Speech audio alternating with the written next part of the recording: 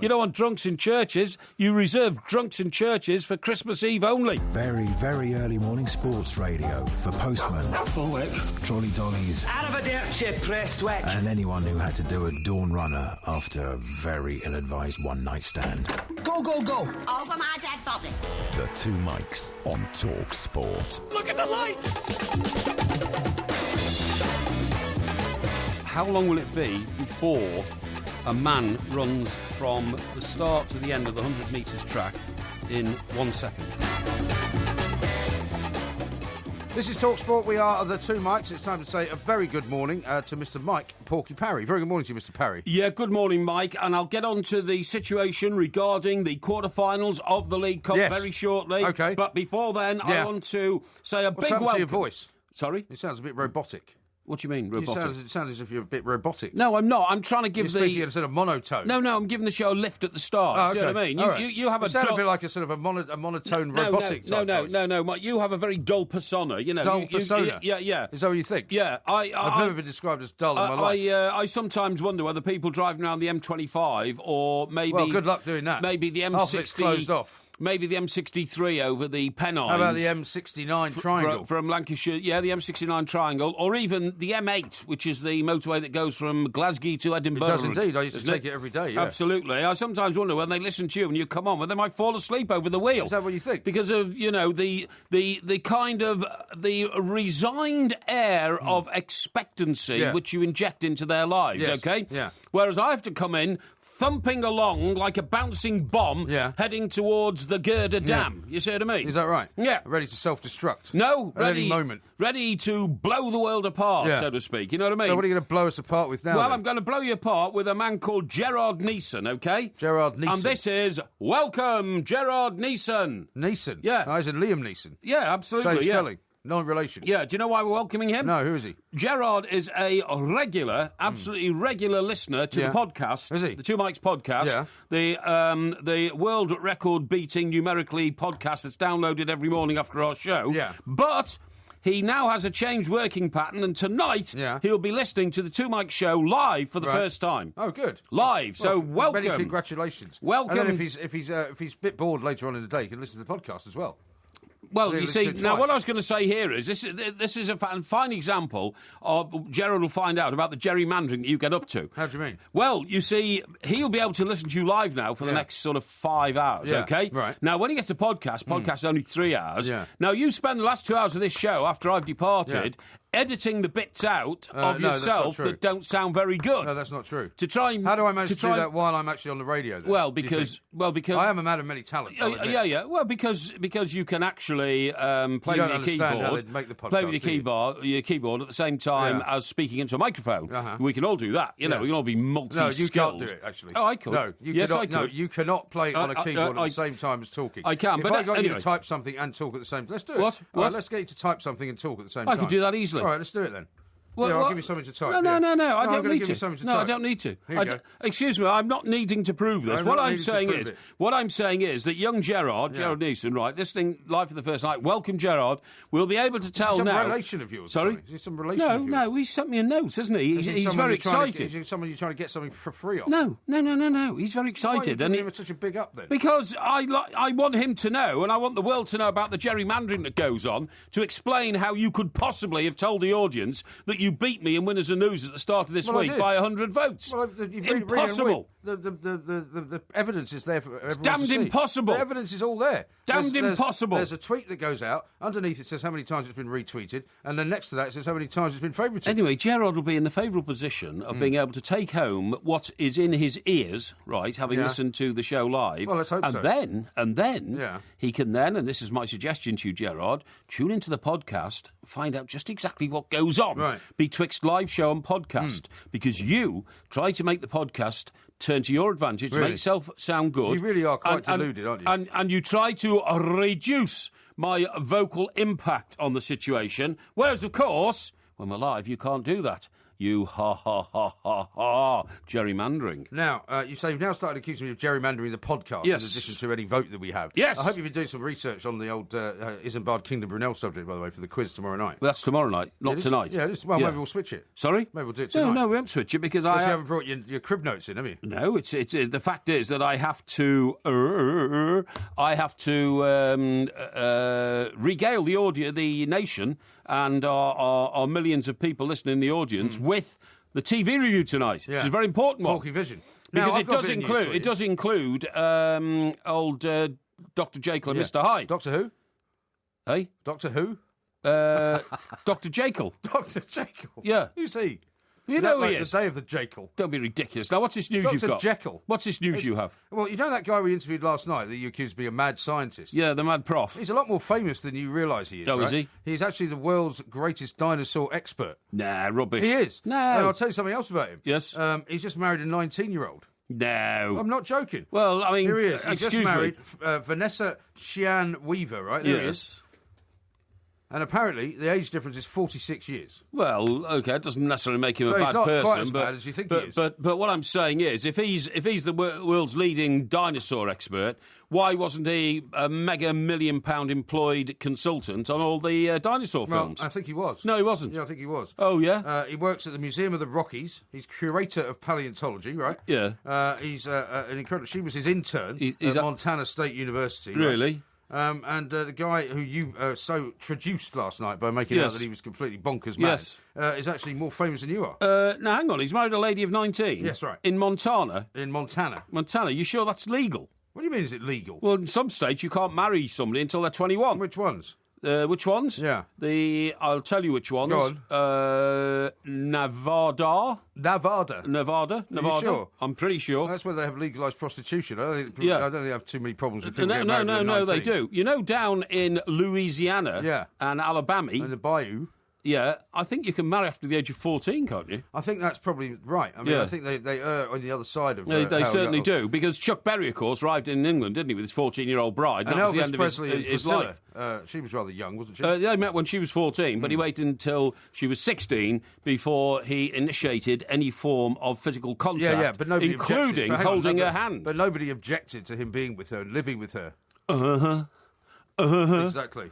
You're probably right. Now, I want to tell you about let's talk about Wayne Rooney as well. Because, we'll talk about Wayne Rooney in a minute. He missed a penalty. The I audience... told you last week, Wayne Rooney is over the hill and finished. The audience You were the only person who disagreed with me. The audience are fed up to the back teeth with talking about Wayne Rooney. We're not going to talk about Wayne Rooney. It's a Wayne Rooney-free show tonight. No, it can't be. What I am going to say is, I'm going to make a proclamation now. Yeah, go on. Just like Sir Alf Ramsey said in March of 1966, England will win the World Cup, right? Yeah. I'm saying what now... Are you saying? I'm saying now, in October, it's nearly November, of course, of 2015, Everton will beat Middlesbrough in the quarter-final of the League Cup, even though it's being played at Ayresome Park. Yeah. I found something out about Ayresome Park today. The chairman and owner of Middlesbrough is called Steve... What's his name? What? Steve, Steve? Yeah. Sure it's not Tim? No, it's our old mate Steve, who's the chairman. Steve who? Well, somebody remind me. I know him very well. Do you? Steve, no, hang on. He's chairman and owner. He's a great guy. Chairman and owner of Middlesbrough, you know him very well. Yeah. And he runs Steve? He runs a petrochemical company. Sherwood? No, don't be ridiculous. Is it Steve? It is Steve, isn't it? Are you sure it's not Tim? No, he's got curly hair, and he employed Steve McLaren, and he employed Brian Robson, because Brian Robson was his hero. I'll remember his name. Is it Steve Parrish? No, it's not Steve Parrish. No, that's Crystal Palace, isn't it? I know, I'll remember in a minute. Anyway, the point of the story is... What is the point of the story? At the moment... When was the last time you talked to him?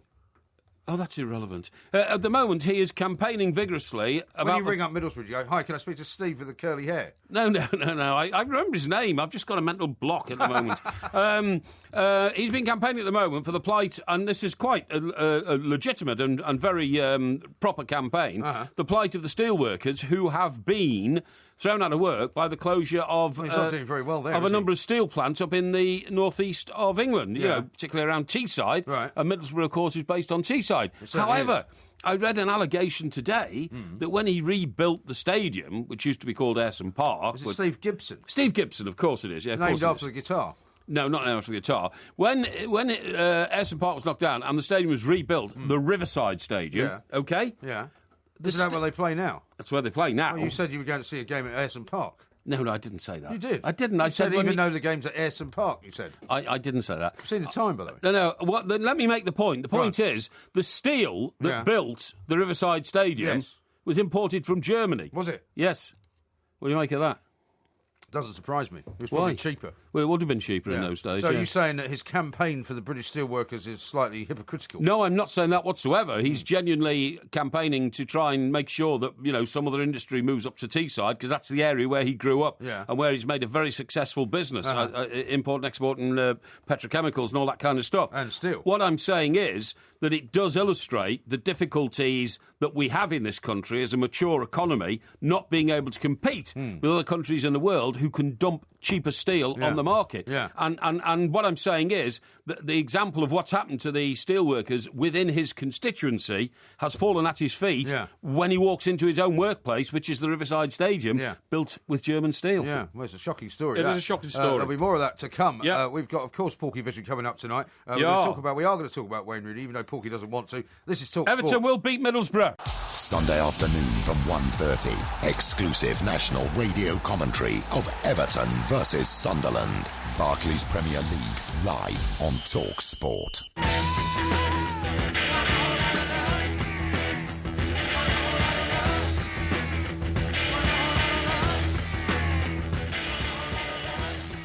This is Talk Sport. We are the two mics in this Porkyvision tonight, of course, and we are going to talk about a great many other things as well. I'm quite impressed with the old paleontologist being such a big name, because I thought he handled the way that you questioned him last night quite well. A lot of people came on Twitter during the course of the day, having listened to the podcast, and said what a disgrace you were to be questioning his antecedents and to be suggesting that he was in some way mad, Mike, just because he wants to turn a chicken into a dinosaur. You'll find that when a paleontologist, comes on... What? A paleontologist. Paleontologist. That's what he is. Put an extra syllable in there. What is he? So a paleontologist. Right, the paleontologist, when he comes on, most people are frightened to question him. They think this man is so bright, so brilliant. He's got a brain the size of a dinosaur's, which in fact was very small, wasn't it? Well, comparatively. Yeah, comparatively. Compared to a human brain, probably quite large. Yeah, and they Depending on the dinosaur. they think that they shouldn't question him because he's a genius. Well, I don't take that. I can take genii on. I can take genii on and unravel. But it depends on the genius, doesn't it? I mean, like unravel the mystery of genius. You, for example, are always pouring all sorts of praise on Wayne Rooney for being a genius. Yeah. And yet, this is a guy that can't score a penalty. We're not talking about Rooney tonight. Well, yeah, we are talking about Rooney tonight. I mean, he's having his worst ever spell. His figures, the stats in his last game at the weekend were so poor. Yeah. He didn't touch the ball once in Manchester United fans are asking him to be taken out of the starting 11. And to miss a penalty in a penalty shootout is an unforgivable sin for the captain of Manchester United in England. Let's just take that for a moment and think about it, right? Because you've got three England internationals, right? You've got Ashley Young, you've got Michael Carrick, and you've got Wayne Rooney. They all missed penalties. They all missed a penalty. Now, what does that tell you about the preparation, especially since Louis van Gaal just came on there and said, oh, yeah, we were practicing penalties yesterday as well.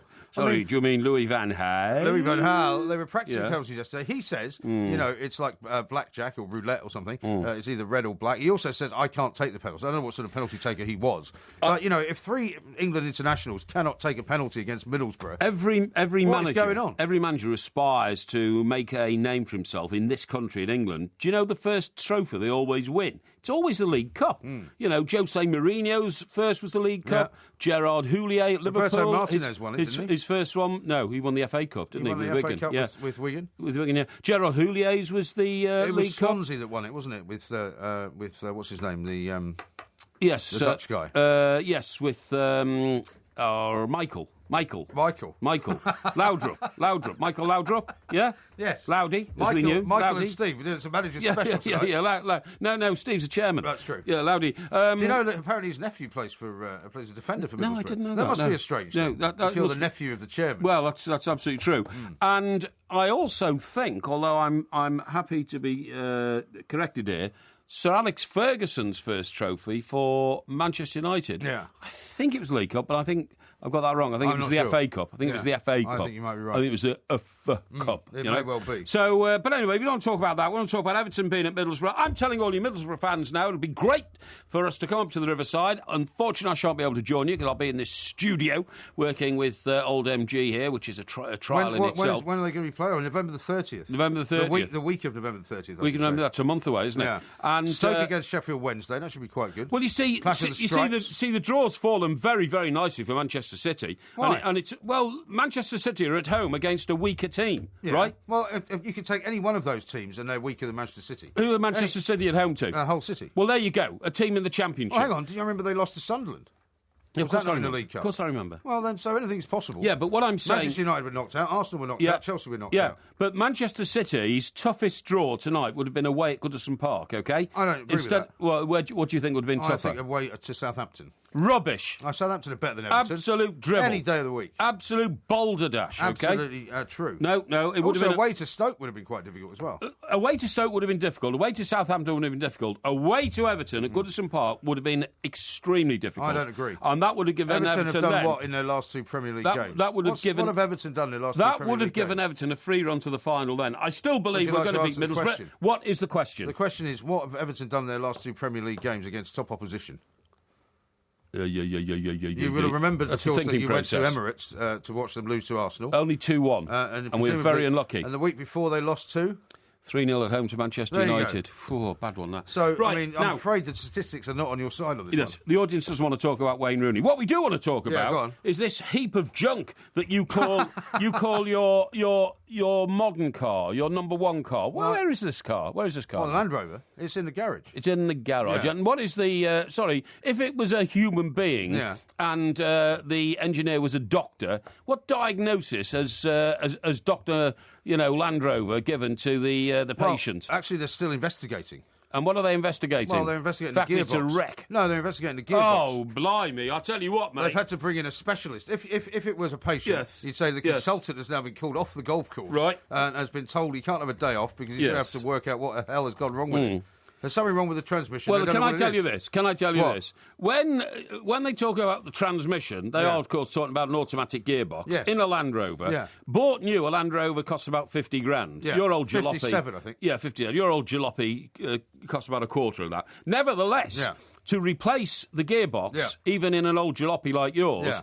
is a massively expensive job. It probably will be. I mean, huge. And do you know what I'd do? What? I would just take it down to some junkyard and get it crushed. Really? It'd be cheaper. Cheaper to crush a car? Yeah. Than get a new gearbox? Oh, definitely. Oh, I don't agree with that at all. No, definitely. Because you can get any number of old gearboxes and put them in. Oh, you don't have to get a brand new one. But then you're putting in... That is like putting my heart, only 1/3 of which works, into another healthy human being. Yeah, I wouldn't recommend Why that. give a healthy human being a knackered heart? Yeah. Why give a Land Rover a knackered transmission box, knowing that you know, otherwise known as the gearbox? Knowing that you know about as much about cars as you know about everything else. Well, I know about knackered gearboxes. What do you know about knackered gearboxes? I once had a car with a knackered gearbox. I thought you said you never had a car that broke down. Well, that's what you said. It was a van. You had a van? It was a van. What sort of van? It was a van that we used to... I had a part ownership of it, and we used to take the mobile... Part ownership of a van? Yeah, a black van. Why did you have part ownership of it? Because we used to take the mobile disco around in it. What mobile disco? You never told us about a mobile disco. Yeah, we had a mobile disco. What, Porky Parry's mobile disco? Well, it wasn't called Porky Parry's mobile disco. It was called the mobile disco. The mobile disco? Yeah, and I was just an investor. I didn't actually spin the discs and all that. Yeah. Well, you make it sound like something on a stock exchange. How much money did you invest in it? £10. and there were two others, and with our 30 quid, we bought a van. One was called Jez Newton, who was... He doesn't give his whole name out. No, well... How does he remember his name, but you can't remember the chairman of Middlesbrough's name? I don't know, but these things... Jez Newton, right? Yeah. Where's he now? I don't know. He came from a very well-to-do family, but went to the local secondary modern. Oh, yeah. So you immediately looked down on him. So, no, he's a bit of an oddity, really. But his father had a very good job. And they had a detached house in Queen's Park in Chester. And whenever we finished drinking, in Lower Bridge Street and ran out of money, it's back to Jez's. And he had such a big house, we were all allowed to go into a sort of room at the back and loot and raid his father's drinks cabinet. Tremendous. Which was excellent, yeah. Right. And so was he the guy that spun the discs then? No, he wasn't. He was the sort of heavy. He lifted all the gear in and out the van and all this kind of stuff. That's right, yeah. And then we had a third guy who was a much gentler sort of person. What was his name? His name was Charlie. Yeah. Yeah. And he was the one who spun the discs, and all that kind of stuff. And, of course, we were hoping to sell the business for a massive profit and all that kind of stuff, but somebody nicked all the gear. This is mad scheme. Yeah, somebody nicked all the gear. But anyway, the point of the story is that the van that we bought, the gearbox was so bad, we took it to a garage, and for £5... this was I think I've told you about this before. This was when the mechanic took the cap off where the oil goes in and filled it with 2 bags of wood shavings. You know, to make it sound like it was working. Yeah. And then we flogged it. It's great. Yeah. Shocking. Yeah, so I do know about gearboxes. Yeah. So you know about old knackered gearboxes. Yeah, well, absolutely. we shall see. I don't know what's going to happen. They haven't yet to come back to me to tell me what the remedy is. Well, so, I mean, what are you driving around in at the moment? Well, I've got my Mercedes. Oh, you've got the other jalopy, the one with all the dents in the front. Yeah, that's the one. Yes, that's right. And so it runs very well, actually. And the mother of your children to take your children to and from work. She's in a courtesy car provided by the people that have currently. Is this got the Yaris? No, that's been taken back. Oh, Yaris has gone back. That's gone back to Southampton. And what have you got now? I don't know. You don't know? I haven't asked her. You're not that interested in the welfare of your children getting to school and back. No, how do you know they're being taken to school and back in a safe vehicle? Well, I know they're not being taken to school and back because it's half term. It's half term, is it? So how do you know they're being taken out each day by the mother of your children in a safe vehicle? I don't know if they are being taken out in a safe vehicle. Well, I mean, this is disgusting. I mean, what sort of father? It's got everything to do with me as a member of the human race. Well, why don't you just give him a car? Where did you learn? Where did you learn your parenting skills? You know, where did you learn yours? Of abandonment. Where did you learn yours? Oh, you haven't got any skills about parenting, have you? I didn't bring any children into the world on the basis that if I treated them like you do, I would by now have turned myself into the authorities. Well, you should have done that many years ago. As a deadbeat dad. You should have done that many years ago. What they call you in America, list of crimes as long as you're Are your children latchkey kids? Do they have to reach through the letterbox for the key? They don't need to. They're very well looked after. Yeah. Oh, yeah. Yeah. Yeah. Even though you haven't got a clue what they're being driven around in at the moment. No, I haven't. For all you know, they could be getting driven around in a car that's got a collapsible back seat or something. A collapsible back seat? Well, you never know. I've no idea. Anyway, look into the light I think it's a disgrace. Yeah, well, you do think I hope the RSPCC, or is it Royal Society of Prevention of Cruelty? Yes, the RSPCC. I was going to say the RSPCA then for a moment. But they should be listening as well in case your dog's in danger in this car. What's got the RSPCA got to do with it? The dog. You're such a maniac. This is Talk Sport. We are the Two Mics. Loads more coming up. The all-new Easy Play Selco Predictor. With more prizes, more often, and more chances to win. £1 million. And as if that wasn't enough, play Beat the Presenter to win a spectacular additional Predictor prize. This week, take on TalkSport's Andy Jacobs for a chance to win an Xbox One and Halo 5. The all-new Easy Play Selco Predictor. Download the new Selco Predictor app now on your smartphone. Play it in the van. Play it on the can. Play it with your gran. Sign up now at talksport.com/predictor. This is the unique go-kart feeling of a turbocharged Mini Cooper 3-door hatch. And this is how it feels knowing that you got it for just £189 a month plus initial rental. Book a test drive at your nearest Mini Centre or mini.co.uk/turbo. 48-month hire agreement from Mini Financial Services, £2,399 initial rental. Subject to status, guarantees may be required. Available for new vehicles ordered by 31st of December and registered by 31st of March. Participating retailers only. Mileage and other conditions apply when you return the vehicle. Visit mini.co.uk/turbo. Here is an important news flash. Sky are offering a free brand new Samsung Galaxy Tab E when you join online. It's the flashiest tablet out there. You can use it as you please, but I'll be using mine to watch dashing new shows like The Flash on Sky One. To get your free Samsung Galaxy Tab E, simply join Sky TV Online from £20 a month. But hurry, like The Flash, this Tab E offer is going fast. So search Sky Bundles before November 5th. Sky. Believe in better. Sky TV from £20 per month, direct debit. Subject to status. £10 standard setup, upfront payment required. UK and Ireland only. Minimum contract and further terms apply. Over £1 million will be won by fans playing short-term fantasy football contests on mondogoal.com this Premier League season. With Mondo Goal's one-day and one-week leagues that pay out every match day, it's never too late to get started. Sign up for free today at mondogoal.com and be like Alex Hayward from London, who turned a £1 entry into 10 grand. Plus, use promo code FOOTBALL to receive a bonus on your first deposit. mondogoal.com. Fantasy football, real cash. Players must be 18 or over. Always gamble responsibly. This week, check out Asda's toy sale. With over 100 toys up to half price, including My Little Pony, Twilight Sparkle and Rainbow Dash 2-pack, was £40, now £20. And Lego City 3-in-1 value pack, Was £40, now £30. Lots of toys, so many savings. And heaps of fun with the Asda Toy Sale. Available in store and online at george.com. Asda. Save money, live better. Selected stores, lines and availability. Higher price charge, 59 stores. Here, you heard about this Johnston's Golden Ticket promotion? They're doing chocolate bars now. No, mate. Just buy 10 litres of Johnston's trade paint at a participating store, find a golden ticket, get £125 on the spot, and a chance to win a Mitsubishi Challenger. Really? Yeah, but if you don't get a golden ticket, you'll still guarantee brekkie vouchers or a Johnston's T-shirt. Wow. Hey, let's get 10 litres of Johnston's trade paint now for Miss Cook's Lounge. For participating stores, T's and C's, visit johnstonestrade.com/pickup. Because road conditions change in a second, BMW's intelligent four-wheel drive switches power from rear to front wheels in just 1/10 of a second. From rear to front. From front to rear. From rear to front. Delivering grip that's almost magnetic.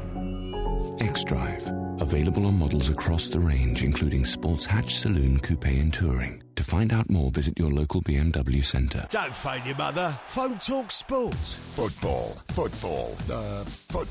on DAB Digital Radio and 1089 and 1053 AM. Athletico Radio. Talk Sport. To me, this world is a wonderful place. I'm the luckiest human in the human race. I've got no silver and I've got no gold, but I've got happiness in my soul. Happiness to me is an ocean. Now, happiness is not something that you normally exude on this show. Let me read you some tweets that have come in. Here's one from Kevin at the Two Mics. He says, Porky right out of the gates with his intro, incomprehensible drivel, flat earth rambling, and his trademark pure ignorance. But sorry, trust me, who's that? This is Kevin. What is Kevin describing himself there? No, he's describing you. Oh, rubbish. And then he says, but trust me, it's appreciated after a long day. Yes, OK, that's good. Yeah. And then here's one from Stephen. He says, it's a good job you don't gamble on football matches, Porky, or do you? You would be broke in no time. Yeah? Why? Well, because you keep getting everything wrong. Oh, utter rubbish. Everton are going to beat Middlesbrough in the quarter-finals. I tell you that here and now. I'd say that without fear or favour. Freddie says this. Borough left Ayresome Park in 95. Listen to the sound of that backpedalling. Mike Parry really is smarter than the average. He doesn't say bear. Oh, really? But I'm going to say bear. Oh, really? And how many times a day do I hear an Arsenal fan saying, over at Highbury, because, of course, it's in your heart. I never hear it. Where you came, I'd hear it all the time. Don't be ridiculous. Well, when you were at the Emirates at the weekend, did you hear a lot of people saying, it's great here at Highbury, isn't it? No, I didn't, but you do hear people talking in bars about, Highbury's in my heart and all that kind of stuff. I know what I'm talking about. They don't say they play at Highbury, though. That's something completely different. No, of course it is. Stephen says, Porky, you've just put the kiss of death on Everton with your always wrong prediction. No. And Maxwell says, geez, with that Porky prediction on Everton, Middlesbrough, Everton are bound to get tonked. No. Hashtag the Porky curse. Don't you even worry about it, mate. I can feel it in my bones. Can you? Honestly, in my bones. And to the bones of my very soul. And here's one from Becky, who says, Porky Parry's mobile disco. He can't remember most of the songs, groups, names or titles. I bet it was an excuse for him to sing. I remember. Did you ever sing? Black Lace. Oh, I tell you what was our the one we really loved. What did you close the show with? What did we close the show with? Yeah, I can remember slow dance. No. I can remember the record that we really loved was, you won't believe this, it was by a group called Shag. Shag? Yeah. I want to see the loop-de-la, loop-de-loop-de-la. I want to see the I sort of vaguely remember that, but I don't remember the name of the band. I want to see the loop-de-la, ba-ba-ba. Well, they were called Shag. And they were useless. We were so naive in those days, we barely knew what that word meant. But, I mean, that's what they were called. Here's Bevo with a few suggestions for your mobile disco. He says, tracks could include Rooney is rubbish, My Flash Car, Let's Have a Recount, I Forget Points I Made, and I'm a plank. That's all very cruel stuff. I tell you what, we'll dig up that Loopy La one because that was our closing record every night. Right. Another one was Jojo Gun. Ooh.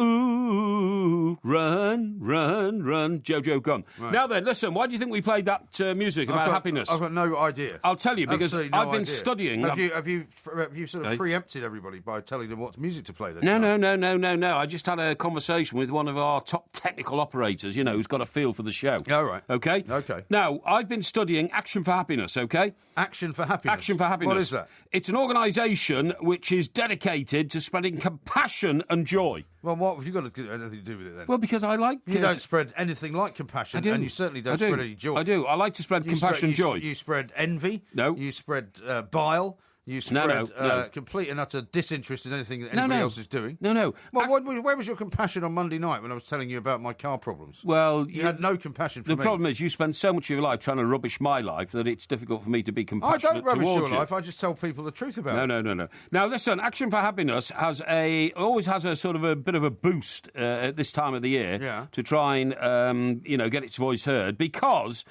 what you don't realise is, at this time of the year, when the clocks have just changed, they did last weekend, people suddenly get into this sad thing, you know what I mean? Seasonal affective disorder. And so...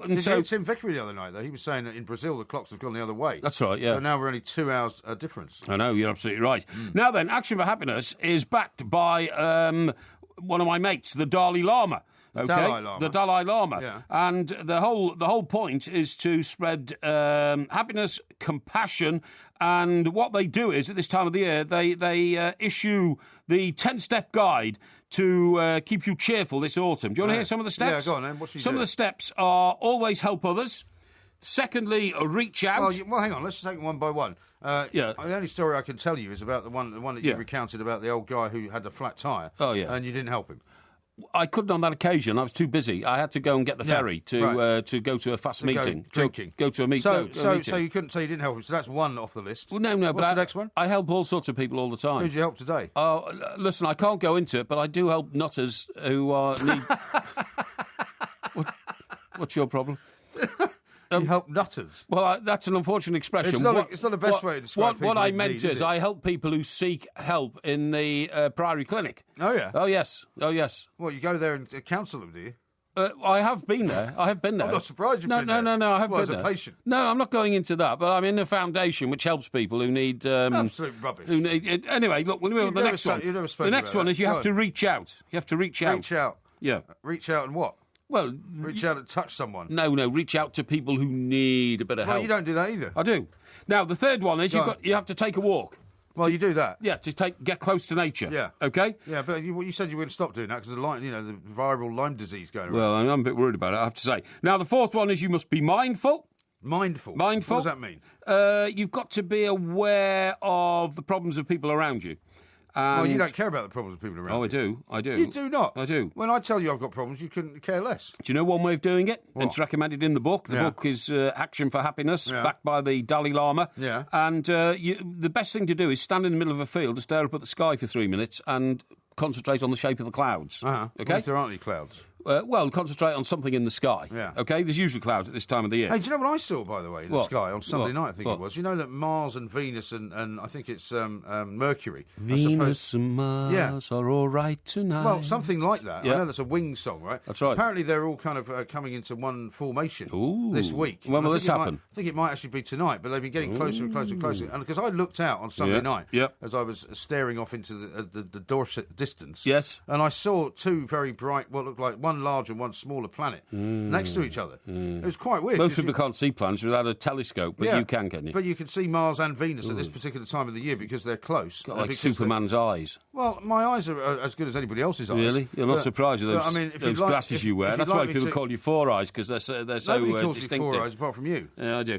Listen, we haven't got time to go into all this. I want to tell you the other steps very quickly. So you're not interested in a once-in-a-lifetime happening? Yes, around I'm very Venus interested. And Mars? Yeah, when it happens, I'll be very interested. Well, it's happening now. Well, where is it then? It's happening as Why we aren't you speak. taking pictures of it? Because I'm working in a studio with you. Yeah, well, you should get somebody on the roof of this building to take pictures for you. I'll get you on the roof and have somebody throw you off. If you're... Well, that's nice, isn't it? That's a threat, is it? Yeah. It is. That's very nice. Yeah. I'm not going to comment on that. Because Action for Happiness includes being mindful. You've got to keep learn something new every day. You haven't learned anything for years. You must set yourself new goals every day. You've forgotten more than you've ever learned. Every day you must bounce back from your failures.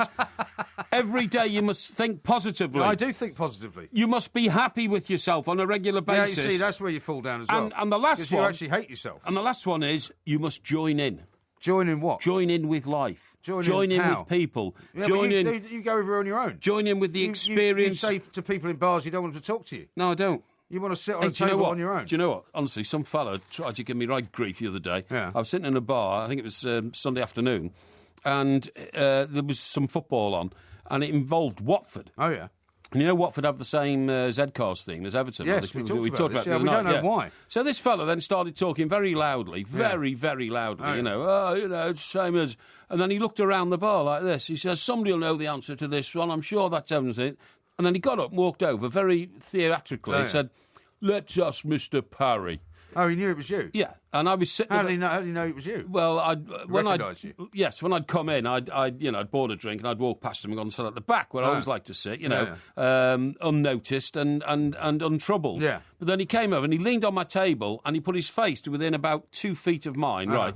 And he stunk of beer and cigarettes because the guy had been nipping outside. What sort of age is this guy? Oh, I mean, he was a revolting individual. he had a filthy face, he was ugly, his nose was bent and his breath was bad. Right. And he said, could I ask you, Mr. Parry? And I said, ask me what? Yeah. Is that Everton's theme tune? I said, yes, it's called Zcars, thank you. I think your friends are looking for you. That was it. What was I supposed to say? I like being disturbed by a filthy-looking, beer breath-smelling, ignorant plank like you. Yeah. What was I supposed to say? Well, you could have said that. I could have said that, yeah. Because that's what you're thinking. Anyway, get yourself, everybody out there, onto the Action for Happiness trail, OK? Yeah. The last one is join in. Set aside an hour a week to do something in a community spirit. And remember, this is not just my programme. It is that of the greatness, his greatness, the Dalai Lama. The who? I've told you. The Dalai Lama. The Dalai Lama. The Dalai Lama. This is Talk Sport. Talk Sport. And it's in. A diving header at the end of a 50-yard run. From the root to the tip. Talk Sport.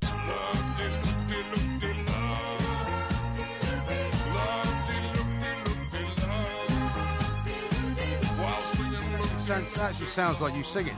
Sorry? That actually sounds like you singing. Yeah, exactly. Well, no, that wasn't me singing, was it? No, I don't think so. But it sounds like you singing. It did sound a bit like me. But anyway, now you just discovered it was by it was made by Jonathan King bands, because he used to create one about once a week. Well, I was about to say to you, we didn't know in those days that things like there was another one called Edison Lighthouse, Love Grows, and my love grows like my rosemary goes, and nobody knows but me. Right? We're not going to go through the entire catalogue of Jonathan King. But what I'm saying is, these bands were put together by. We have to make it clear that Jonathan King has been accused of and prosecuted for certain crimes, in the intervening 30 years or whatever, but we have to brush that aside. In those days, he was a young Oxford graduate who gave up his degree to go into the music industry and made millions by inventing these groups. Yeah. It was called Bubblegum Rock or something, wasn't it? Like and they only ever made 2 records and then moved on and did something else. Well, they literally just had a few people to turn up on top of the Pops,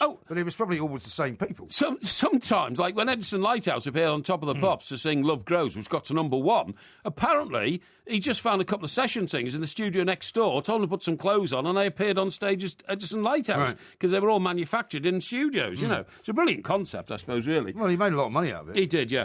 Now, a couple of tweets for you. One from Carol. She's not the only one who said this. Yes. I can't imagine why we would fear Everton at Goodison. She's a Manchester City fan, of course. Yes. We've beaten you there already this season. Yes, I know that, but lightning doesn't strike twice. That is my very point, that you came and beat us 2-0, but that would not happen again. And this one from Kloppart. Anyway, that could still happen, of course. At Goodison earlier this season. Porky's delusion knows no bounds. No, that could still happen because we could, of course, meet each other in the semi-final, the 2-legged semi-final, so you'd have to come to Goodison anyway. I have absolutely no fears about Everton at Middlesbrough, and I'm not being unkind and rude to all my mates on Teesside. A lot of mates on Teesside, by the way.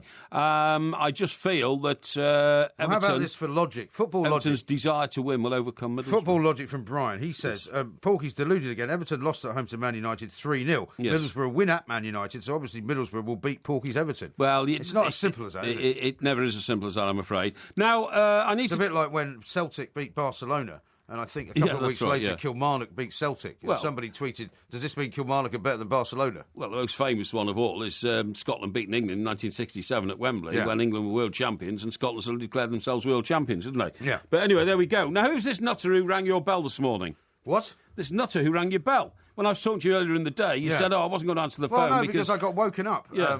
Because one of the things about sleeping during the day is that you have to be very careful to try and get as much sleep as you possibly can. Do you know how you get over that? How? Don't sleep. Don't sleep, yeah, but then I've turned into a deranged maniac like you. I don't think so. Anyway, go on, And there are certain points at which I have to sleep during the day because at other points I have other things to do. Yes. So I was in a fairly deep sleep this morning, and I've got one of those speakerphone type, buzzers. Yes. And I do know those. I have those myself. Yes. Oh, I'm sure you do, but you switched yours off. So since you haven't heard one for a long time, I thought perhaps that I might explain how it sounded. The one on the coast is still active. Oh, is it? Yes. Oh, good. So if anyone wants to come and ring your bell, they can. No. But you're never there, though. Oh no! Well, when I am there, I look at the screen, and if I see a particularly alluring, what do you mean you look at the screen? Visage. Well, there's a camera thing. There's a camera thing. Yeah, somebody stands there, press the button, and then it's a video phone. It's a video phone. That's right. Yeah. Exactly. Can they see you?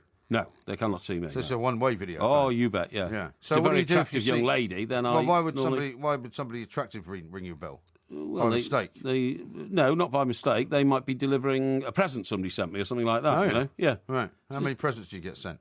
I don't like to go into that. No, okay. No. Anyway, this guy rings the bell at 11 o'clock. 11 o'clock, For quite a long time, because if somebody just rings it once, very briefly, ignore I'm in a deep sleep, I just ignore it. Yeah. But he was like leaning on it, Yeah. And I could hear that he was ringing other bells as well. Normally, one of them. Just trying to get in the building. Yeah, normally I just ignore I'd have gone down and thumped him. Normally, trouble is it's 3 flights down. I wasn't sure I could be bothered. Throw something down the stairs at him. I could throw something out the window at him. That's right, yeah. But anyway, because he woke me up, I thought, well, I'll just go and see what it is, because sometimes I'll give him a mouthful. Give him a mouthful, yeah. So it was quite a well-spoken guy. And he said, "Oh, hello. I'm organising a petition. Godfrey here. I'm organising a petition." And I said, "Oh, are you? Petition. Great." I said, "You've just woken me up." He said, "Oh," and he didn't say sorry or anything. No. He said they're trying to open. There's a place down the road from me where I live where they can't make a restaurant work. Right? It's been run by a bunch of Eastern European gangsters. Where it was a bar where they used to show. Like, you sure they're gangsters? They were definitely gangsters. Oh, they live just down the road from you. No. They ran this Have bar. you had your flat torched? No, lately? they ran this bar. Right. And it was. They used to show all Premier League games, but it all came in Russian. Right. So they came in on a Russian satellite. Yeah, exactly. Brilliant. And every Friday and Saturday night, they'd have what can only be described as a sort of brothel-like scene of these Russian girls. So you got down there every Saturday night, I was always coming into work. It was in the days when I used to work at the weekends, and I'd be walking past it. Yeah. I used to go there on Sunday afternoons to watch the football. Right, yeah. And it would all be coming in on these Russian satellites. It was great. And what did you make of the Russian commentators? Well, they had that switch, they had it turned down. Oh, I see. And it was all leather furniture. That place soon went. Then they turned it into, for a while, they had it as a kind of a sort of gastro pub type scenario where you could go and have a slap up breakfast and kippers and all that. That lasted about 6 months. Right. Then it became a pizza place. Right. Anyway, this guy's telling me, he says, the pizza place, which is now just shut down, they're going to turn it into a co-op and build some dwellings above it. And I said, oh, so they're going to turn it into what, a co-op shop? Well, that's what I said. I said, well, you mean a grocery store? And he said, oh, yes, a grocery store, yes. So what's wrong with that? I said, well, that sounds good. I said, I like the sound of that. He said, well, we're petitioning against it. And I said, well, if you really want me to have a look at it, I said, drop it in the door and I'll have a read of it, because by this time I wasn't that angry. Yes. He said, no, I said, I'm afraid you'll have to come and sign it now. I said, I beg your pardon? Yeah. And this is all on the internet. I said, I'm not going to sign it now. I said, you woke me up, I'm going back to sleep. Yeah. And then I swore at him. Yeah. I'm sorry to say. Yeah. Because I thought I wanted him to go away. Right. Well, that's not nice. I mean, I've just he won't be back, will he? Just told you about the autumn inclusion, action for happiness, backed by the Dalai Lama. He's not going to tell you to go around telling people to F off. But what sort of maniac comes round during the day ringing most people's people doorbells? are awake during the day. Most people aren't in during the day. Most people are not there. Well, I mean, surely if you're collecting signatures, you would come round at sort of 7 o'clock at night. There is the idle, wealthy middle class, who don't always go out during the day. Well, there's not many of them around my way, I'd have to tell you. Most of the people that are in my area are out to work. So that was the end of it, was it? Why was the guy objecting to having I mean, the Co-op is a shop I use a lot down on the coast. Yeah. There's loads of them. It's about 6 within walking distance of me. Right. Seriously. I mean, it's not my favourite supermarket, but we don't have a supermarket in the street. No, exactly. That's what I mean. So if somebody wants to open one, then I'm all for it. And also, they do their own baked bread every morning by 7 o'clock. You get crusty baguettes, which are lovely. Yeah, they are. No problem at all. Now, what I was going to say to you was I had a much more traumatic day than you. Why? Because my washing machine blew up. What are you laughing at? What's your problem? Because I've just got this image of you, no, it's terrible. There, flapping your arms about. Terrible. There's smoke coming out of this thing. Well, was there smoke coming out of it? No, it wasn't even smoke. What happened is I did the usual, loaded it and all that, because I help out my housekeeping lady. What, you mean you help her out by washing your own clothes? Yes, I do. Yeah, That's not helping her out. No, I only wash one thing, and that is all my shirts. That's all I wash. So that they're dry by the time she comes round and she irons them. So she can iron them? Yes, exactly. And you can put them all in a dark wash machine. It's all the same colour. No, you fool. They are. A lot of them are light. A lot of them are light blue. You haven't got any light blue shirts. I have. I've never seen you wearing them. I'll wear one tomorrow night. Oh, okay. Light blue shirts, okay. Has it been ironed? Of course it's been ironed. All my stuff is ironed, you idiot. That's well, why I put them in the wash. I'm assuming it might have got stuck in the washing machine. The washing machine stopped working. I've got more than one blue shirt. Oh, right, okay. You know. Anyway, and so I put them in, and then I put the old powder in into the two outside trays. You still use powder, do you? Sometimes. How old-fashioned? No, How quaint. But you see, the thing is, I was in Tesco's the other day, and a huge box of Daz had been reduced from £8 to £4. What is your problem? Because you're spending 63 grand on a car, and you buy 50% off washing machine. I thought it was a bargain. Powder. It's a bargain. Well, it is, but why are you spending so much money on a car then? Well, you know, you've got to try and get value for money in life. So I bought this box and took it home. Right. My God, it was heavy. I didn't realise it was so heavy. Yeah. It was a massive box, yeah. I got one of those by mistake once. Did you? I thought I was ordering a small box because I was doing it online. Right. And they brought this massive box. It's a huge box, yeah. But when I opened it up, it was actually about a third missing. Yeah, that's true. It is because they're a rip-off. But anyway, when you open it up, it's got a little scoop in it, right? Yeah. And so it'll take me about a year to use it all. But because I normally like the liquid stuff better. But anyway, the point is, so I pull out the tray and I put powder in the right hand side of the tray, the left hand side for the first wash and second wash. Yeah. In the middle, I put the old fabric conditioner. You know, you have fabric conditioner. Yes, I do. Yeah, no, it makes it smell nice. Super. You know. So anyway, I put all that in, and then I turn the switch to the one that I. Well, no, you don't. First of all, you turn it to 47 because that's the number. 47. The number of minutes it takes. 47 minutes. 47 minutes. There's that number again. Oh yeah, absolutely right. Yeah, it is actually exactly 47. Yeah, and look, it's 1:58, 47 seconds. And then 47 comes up on the digital dial. Right. And then you press the on button, and it should start spinning slowly and go. Right. As soon as I pressed the on button, it just went bang. Honestly, just boom. You know, it leapt up off the floor and down again. And there was no smell of burning. No smell of burning, but I knew at that point it was gone. Right. Now, do you know what's happened? Right. You know, I've told you that the waste disposal's gone. Has it? Yes. I told you that. An absolute disaster. I told you. I got a bloke in to fix the waste disposal, and he's removed the old waste disposal without putting in the new one. Right. And now the washing machine's blown up. Right. I mean, I've got a domestic crisis. I think you better get the Red Cross round. It sounds like it's very unhygienic. However, you'll be typhoid next. Well, no, it won't be. However, I realised West Nile disease. I realised how fortunate I am in life because I thought, am I going to have to resort to one of those filthy public washerettes? Sorry, what's your problem? What is your problem? Filthy public washerette. Well, you've seen them, haven't you? I have seen them. He's down and out, sleep on the benches and everything. Well, you must live in a very horrible area. What is your problem? There's no down and out sleeping in a laundromat down my street. Well, they do, I'm telling you. Anyway... Look at the time. Look at the time. And then I realised... Carry this on. Wait. Oh, all right, okay. Because, I mean, look, we haven't got any time now. All right. You've talked all the way up to the news. Fish and chips. Sausage and mash. Bubble and squeak. You Brits love a pairing. That's why we tuned and tested the steering and suspension of the Volvo V40R design on your uniquely British roads. A perfectly engineered pairing for an agile and responsive drive. Hopefully you'll love it just as much as, I don't know, bacon and butty? And from just $269 a month with Volvo car leasing, with an initial rental of £269, it's even been tuned for the British economy. 3-year personal contract hire agreement. Offer ends 31st of December. Subject to status. Mileage and return conditions apply. Visit volvocars.co.uk for more details. Book a test drive today at your nearest Volvo showroom. The Volvo V40R design. Made in Sweden, tuned for Britain. Left a bit. Right a bit. Little bit more to the right. Ah, the fuss pots. We like you, because you're not happy until everything is just right. And at Wickes, nor are we. That's why we have a stylish range of tiling and flooring to suit all tastes. And right now, there's up to half price off all styles, so you can get everything 100% right. Wickes. Let's do it right. There's a person who can spot threats in the sky before they become threats. They can reassemble a pistol in 15 seconds and maintain equipment so advanced most don't even know it exists. That person's you. There are more than 50 roles to choose from in the RAF. You'll receive world-class training to develop new and existing skills. And you can do it full-time as a regular or in your spare time as a reserve.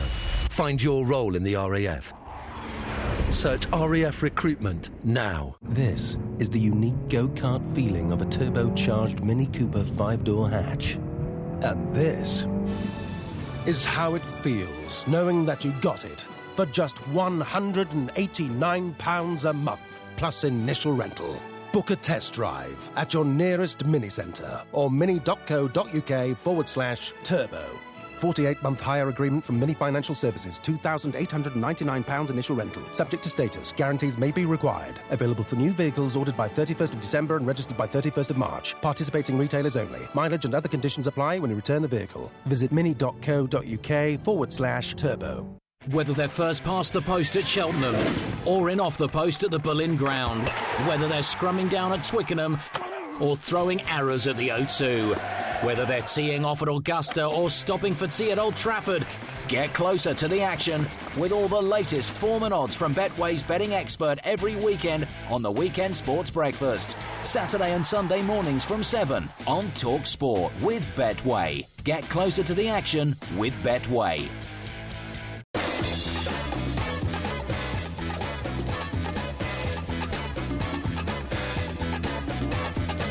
This is Talk Sport. We are the two mics. I got a text here from Pete who says, please inform Mr. Parry his club's tune is not called Z-Cars, but Johnny Todd, a folk song which was sung by the Spinners. Well, technically, of course it is, but everybody knows it as a theme tune to Z-Cars. For goodness sake, man, do I have to deal with every minutiae detail of what I say? Now, talking about that, Sean has contacted us, and he said, good luck to old Gerard, who will now listen to the show live.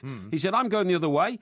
I've started a new job next Monday, and I won't be working nights anymore. I'll have to use the two mics podcast instead of listening in real time. Yeah. Well, you're a very welcome listener to the podcast, Sean. His name is Sean Gethings, and we appreciate every one of our millions of listeners, believe me. Paul in Mitcham says, harking back to what you said at the start of the show, drivers on the M63. There is no M63 anymore.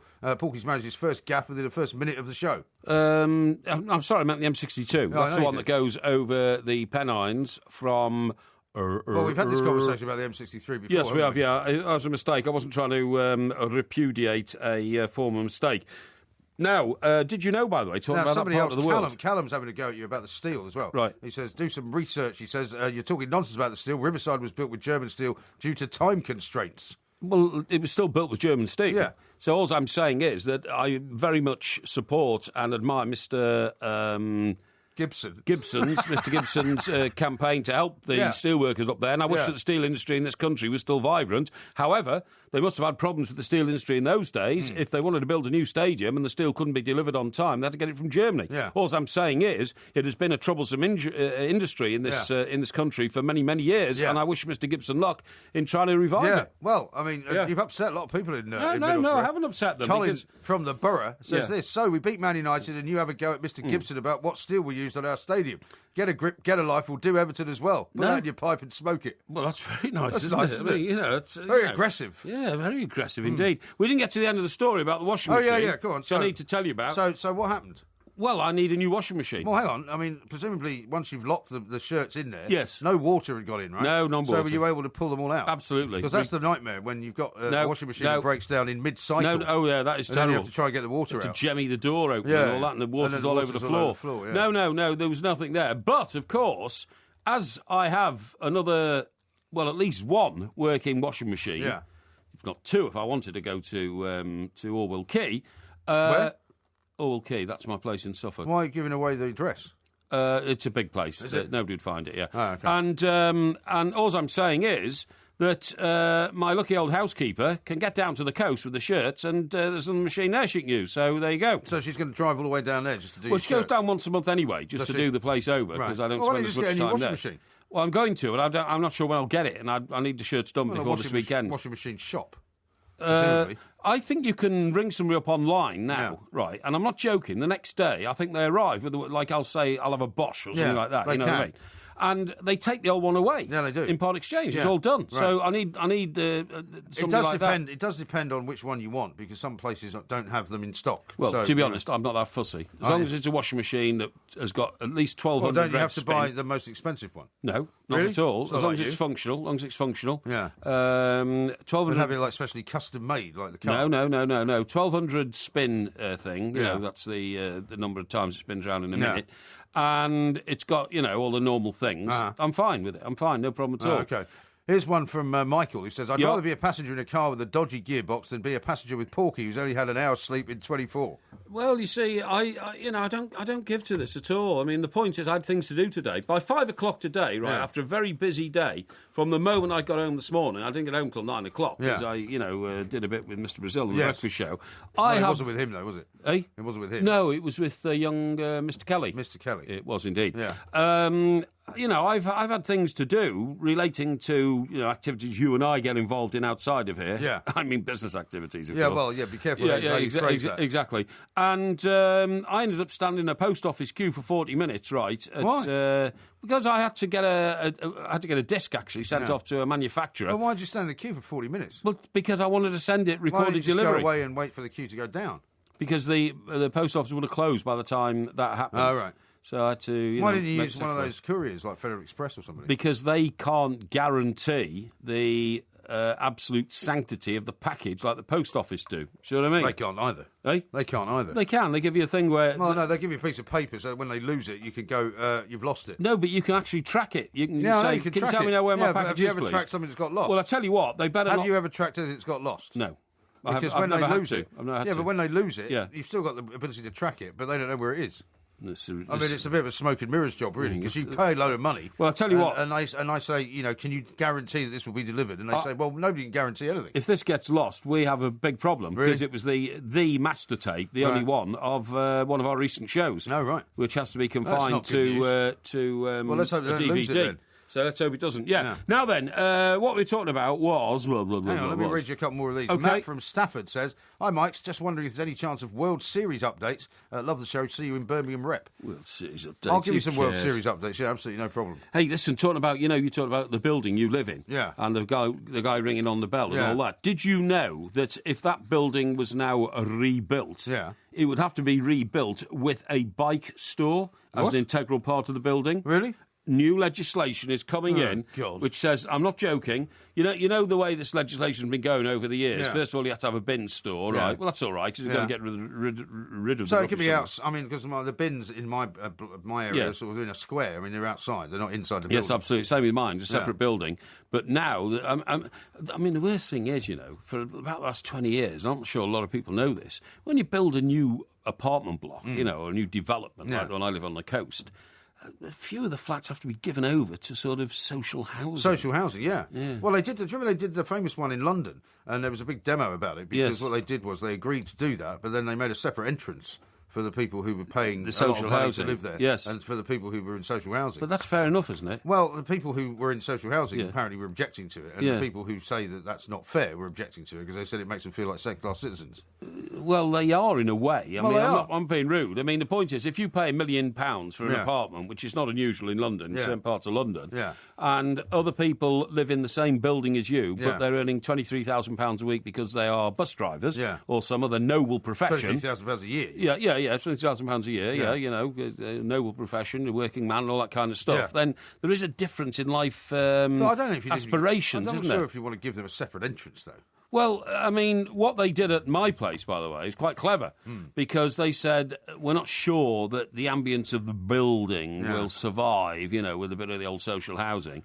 Because What do you mean, the ambience of the building? Well, what happened was when they first tried to do it, Yeah. the local authority, and I think it was an act of sort of social revenge, Yeah. used the apartments that had been designated as social housing Yeah. for problem families Oh, yeah. who had been evicted from their houses Oh, right. in other Oh, right. areas of social housing. Yeah, See that's what a I bit mean? unfair, isn't So it? it's a little bit unfair because, for instance, one of the children on the balcony, which was on the ground floor, even though it was raised and had a balcony, used fishing rods to hook the wing mirrors of expensive cars parked in the car park and then pull them off. You think that's funny? I think it is quite Yeah, funny. that's funny. I do. Well, you think I parked in those days I had a Jaguar. Yeah. I parked my Jag. Were you a victim of this, were you? Well, actually I wasn't, because the Jaguar mirror was too big for them to hook. Yeah. But they tried to go for my Jaguar, and they got the windscreen wiper. Oh, dear. And they were tugging away at it, trying to pull it off my car, which I thought was rather objectionable. Yeah. Anyway, I got involved with the local political scene, and we corrected the situation. Oh, OK. Was that with the local mayor, the guy that got chucked out of that pub? No, it was actually the local MP. Oh, OK. Who is... Why are you making a funny face? Well, I'm just a friend of mine, that's all, okay. Sort of thing. All right, we don't want to say too much. We've seen the time, by the way. But the developers went one better, because the place was still under construction, and they said, look, the social housing thing doesn't work, the ambience doesn't work and all that, and built a medical centre next door for the use of all the people in the locality. How about that? That's quite... and they built it for nothing. Well, that's good, isn't it? It's very good. Well, it's good if you can encourage developers to do that sort of thing. This is TalkSport. We are the two mics. We've got loads more we certainly up, are. and it's coming up next. Yeah. On DAB Digital Radio and 1089 and 1053 AM. A terrific performance. Turn of pace and eye for goal. Shout about it. TalkSport. I love my dog as much as I love you. The you may fade. My dog. This is TalkSport. We are the two mics. There will be a podcast coming out a little bit later on. You've really stirred up a bit of a hornet's nest up in Middlesbrough, I'm afraid. Yeah, why is this? That's another place we can't go. Well, just because people are saying, you made all these mistakes about the steel business, right? No, I didn't make any mistakes. All I said was that the new stadium, the Riverside, was built with German steel. Well, there's a lot of abuse coming your way. I haven't criticised them for it. I've said that the problems of the worldwide steel industry were exemplified by the fact that even in Middlesbrough, very close to the Teesside steel industry, they had to build a local stadium with steel supplied from Germany. That's just a fact of life. I'm sorry, I'm not criticising, and I'm not saying that anybody's stitched anybody up. It's just the way the steel industry works in the global market. It's certainly a bit ironic, isn't it? Yeah. Here's one from Rick in Peterborough. He says, Porky, here's a clue for tomorrow night's quiz. His dog is not called Buzzcock. Oh, thank you very much indeed, that should help you out. Yes, and here's one from David in Essex. Yeah. He says, Porky just broke his own record 10 seconds into the show, the Girder Dam. Porky thinks Guy Gibson owns a North East football club. What? Who's Guy Gibson? Guy Gibson is the man who led the Dam Busters raid. Oh, right. He was in the lead Lancaster, and guess how old he was? He was 21, wasn't he? He was 24, actually. 24. He was 21 when he joined the RAF in 1939, but 3 years later in 1942. Well, he would have been, he was 24 years of age, squadron leader, led the... I think he was a wing commander, actually, and he led the raid... Wingco. The Wingco, that's right, yeah. I think there were 18 Lancasters when half of them didn't come back. Ah. But can you imagine at 24 years of age, sitting in that Lancaster as it's shaking bodily, and you're carrying the bouncing bomb, and you're going to try everyone was that sort of age, weren't they? That yeah, was the thing. it was amazing. Now, I've got a couple more here. Ian says, Porky stars in art house film My Filthy Public Washerette. Well, you know what I mean about those places, don't you? Well, some people have to use them.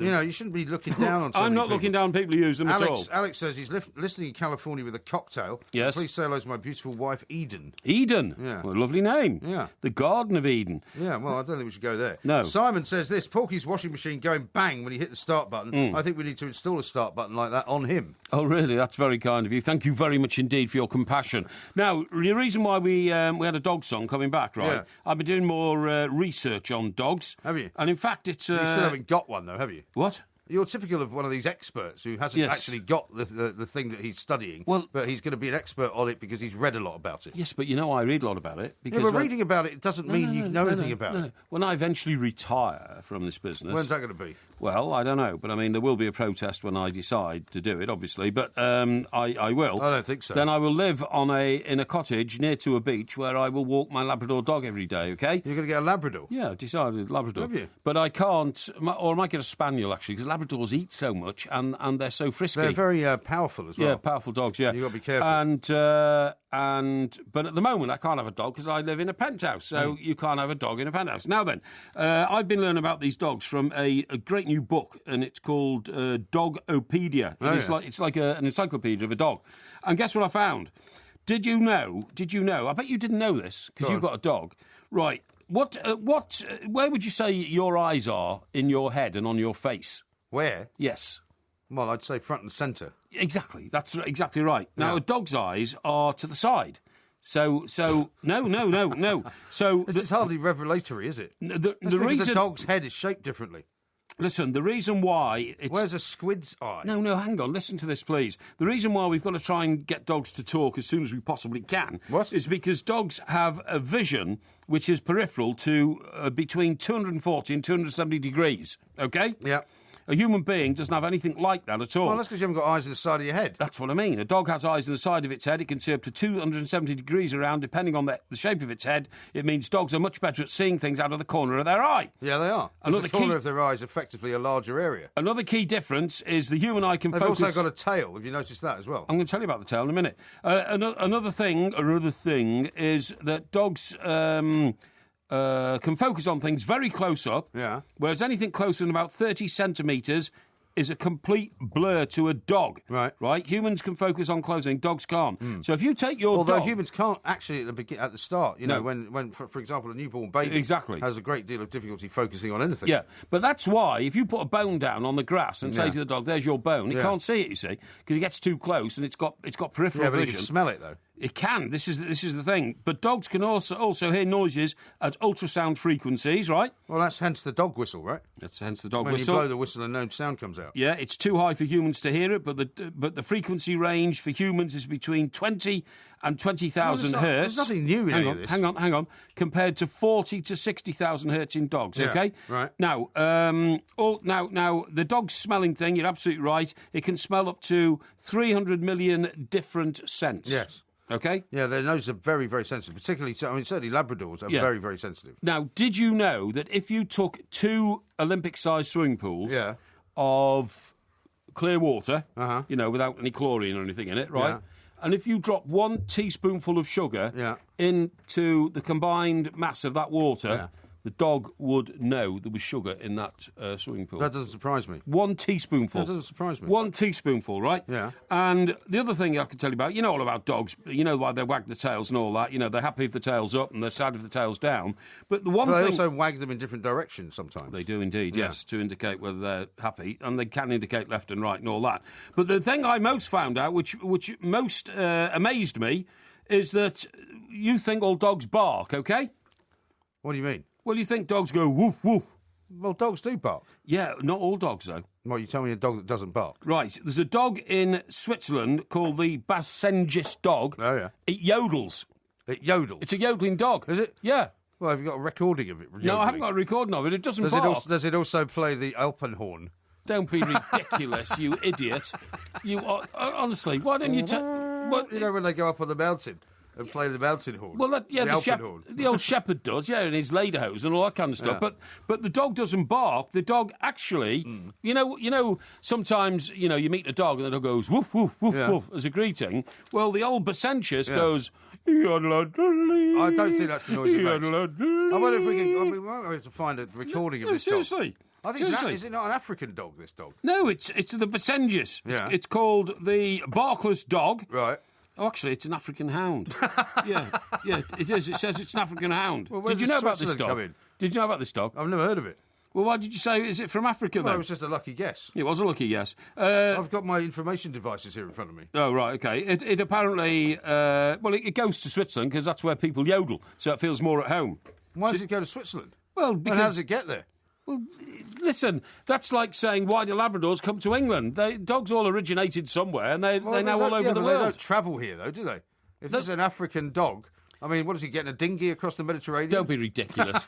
You know that all dogs are descendants of the wolf. And that's rubbish, actually. It's not. That is a common myth. It's not. They are not descendants of the wolf at all. I've read it in Dogopedia. They're all descendants of wolves. Dogopedia sounds like a load of old cobblers, no, to be honest. It's the not. idea that they're telling you that dogs' eyes are on the side of their heads. Yes. Really? Yeah. Tell me something I didn't know. Yeah, but it's all peripheral vision. Anyway, look, I just thought I'd let you know about this because you've got a dog. I think we should try and get a recording of this dog. I want you to be a responsible dog owner. It's as simple as that. I think we should try and get a recording of this dog. Yeah, the Basenjis. Yeah. I don't think that's what it's going to sound like. I really don't think that's what it's going to sound like. It now, does. Coming up, we're going to talk to Sandra Lee, so we'll try and get some sense out of her. Okay. I'm not sure if she's got a dog, actually. You could ask her. She might have. She's never mentioned one before, so I'm not sure. So we'll find out. Are dogs in Australia the same as dogs here? No. Because you went on about, dogs getting dinghies and all that. Of course they're the same. Do they have Labradors in Australia? Of course they do. Are you sure? Yes, of course. Okay. You're ridiculous. No, I'm not being ridiculous. It's very, very hot in Australia. I didn't know if some dogs don't like existing in hot temperatures. I bet there's not too many of them dogs that carry brandy barrels around in Australia. St. Bernards. St. Bernards, yeah, because it'd be too hot for them with their thick fur and all that kind of stuff. It's not hot in every part of Australia. It's very hot in a lot of parts of Australia. You wouldn't want to be a St. Bernard. Have you ever heard the phrase 4 seasons in one day that they have in Melbourne? Well, yes, I know Melbourne is quite metropolitan and cosmopolitan and all that kind of stuff. What's that got to do with the weather? But if you lived in the shadow of Ayers Rock, for instance, right, the average temperature each day would be about 40 degrees. Yeah. So you wouldn't want to be a St. Bernard in that sort of temperature. Not really, no. Doesn't mean they're not there. We'll ask Sandra, she's the expert. This is Talk Sport. Bienvenue au weekend sports breakfast avec Michelle Quinn and Georgie Bingham. The Talk Sport with Benno Vance. It's the breakfast show that cooks up a souffle of sport and a pan au chocolat of pre-match build-up every Saturday and Sunday morning on Talk Sport. The hors d'oeuvre to another big weekend feast of football. Hey, La, does anyone know the French from Repine? The Weekend Sports Breakfast with Mickey Quinn and Georgie Bingham. Saturday and Sunday mornings from 7 on Talk Sport with Benno Vance. 4 years warranty and roadside assistance as standard. Ooh la la. Over £1 million will be won by fans playing short-term fantasy football contests on mondogoal.com this Premier League season. With Mondo Goals 1 day and 1 week leagues that pay out every match day, it's never too late to get started. Sign up for free today at mondogoal.com and be like Alex Hayward from London, who turned a £1 entry into 10 grand. Plus, use promo code FOOTBALL to receive a bonus on your first deposit. mondogoal.com. Fantasy football, real cash. Players must be 18 or over. Always gamble responsibly. You're Philip of Grout Expectations Tiling. Yeah? Winston Wolfe. I'm told your business is expanding its territory. People are taking notice and you need looking after. So speak to Direct Line for your public liability insurance. They won't charge you admin fees for hitting the big time. And you better do it and do it quick, because big things are coming. What things? Contracts, Philip. Contracts. No administration fees when you increase your cover with Direct Line for Business. Can your business insurance do that? Search Direct Line Public Liability Insurance. Underwritten by UK Insurance Limited. All new season collection sofas are half price at DFS and are guaranteed to be delivered before Christmas. But be quick, offers end on selected sofas on Monday. DFS. Do you have a child aged 2, 3 or 4? Flu can be serious for young children, but you can help them stay well this winter. All it takes to help protect your children from flu is one simple nasal spray that's free, fast and painless. Don't put it off. Take up the offer from your GP as soon as you can. NHS. We're here to help you stay well this winter. The following offer applies to new Mercedes-Benz SUVs ordered between the 2nd and the 8th of November 2015. 3 years free servicing is based on 3 services over 36 months. No cash alternative. When you buy a brand new Mercedes-Benz SUV, your first 3 years of servicing are taken care of for free. So, while you're on your 3 camping trips, your dozens of takeaway pickups, They forgot the poppadoms. or your hundreds of school runs, Daddy, why is that cow climbing on his friend? you can rest assured that your Mercedes-Benz SUV will be running like it's brand new. For no extra cost, visit our SUV event at your local retailer from the 2nd to the 8th of November. Unmissable offers from Mercedes-Benz. On DAB Digital Radio and 1089 and 1053 AM. The pressure's on now. Relieve the itch. Talk Sport. Show me the way to go home. I'm tired and I want to go to bed. I had a wee drappy about an hour ago and it's gone right to my head. Wherever I may roam, on land or sea or foam, you can always hear me singing this song. Show me the way to go home. Show me the way. This is Talk Sport. We are the two mics, and of course there will be a podcast coming out. We've actually found some footage or some audio, if you like, of a yodeling Basenji dog. That's so right. We'll try and bring that to you a little bit later on. Yeah. I'm not quite sure if it counts as yodeling, but anyway, we shall see. Well, now. We've got Sandra Lee here, and we don't want to keep her waiting because she's calling from a very, very long way away. Sandra, very good morning to you.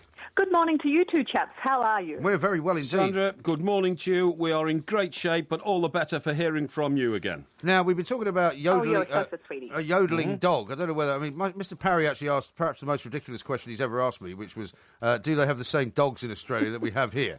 I told him we did. No, Sandra, can I just qualify that? What I said was, in certain parts of Australia, it's very hot, so you wouldn't expect to see sort of St Bernards running round with their thick-coated fur in places like, Ayers Rock or Uluru, or whatever they call it these days, right? When they're going to die Wasn't that the woman from Star Trek? They're going to die of the heat, so that's all I was saying. What's the most popular dog in Australia?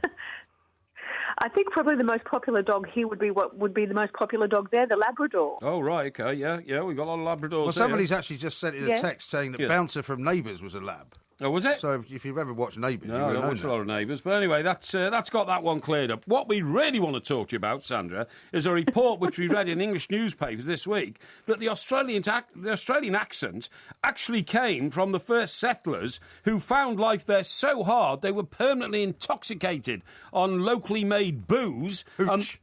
Hooch, that's right. And that's why the drawl sounds reminiscent of a European drunken person. Now, I mean, how do you Australians take that?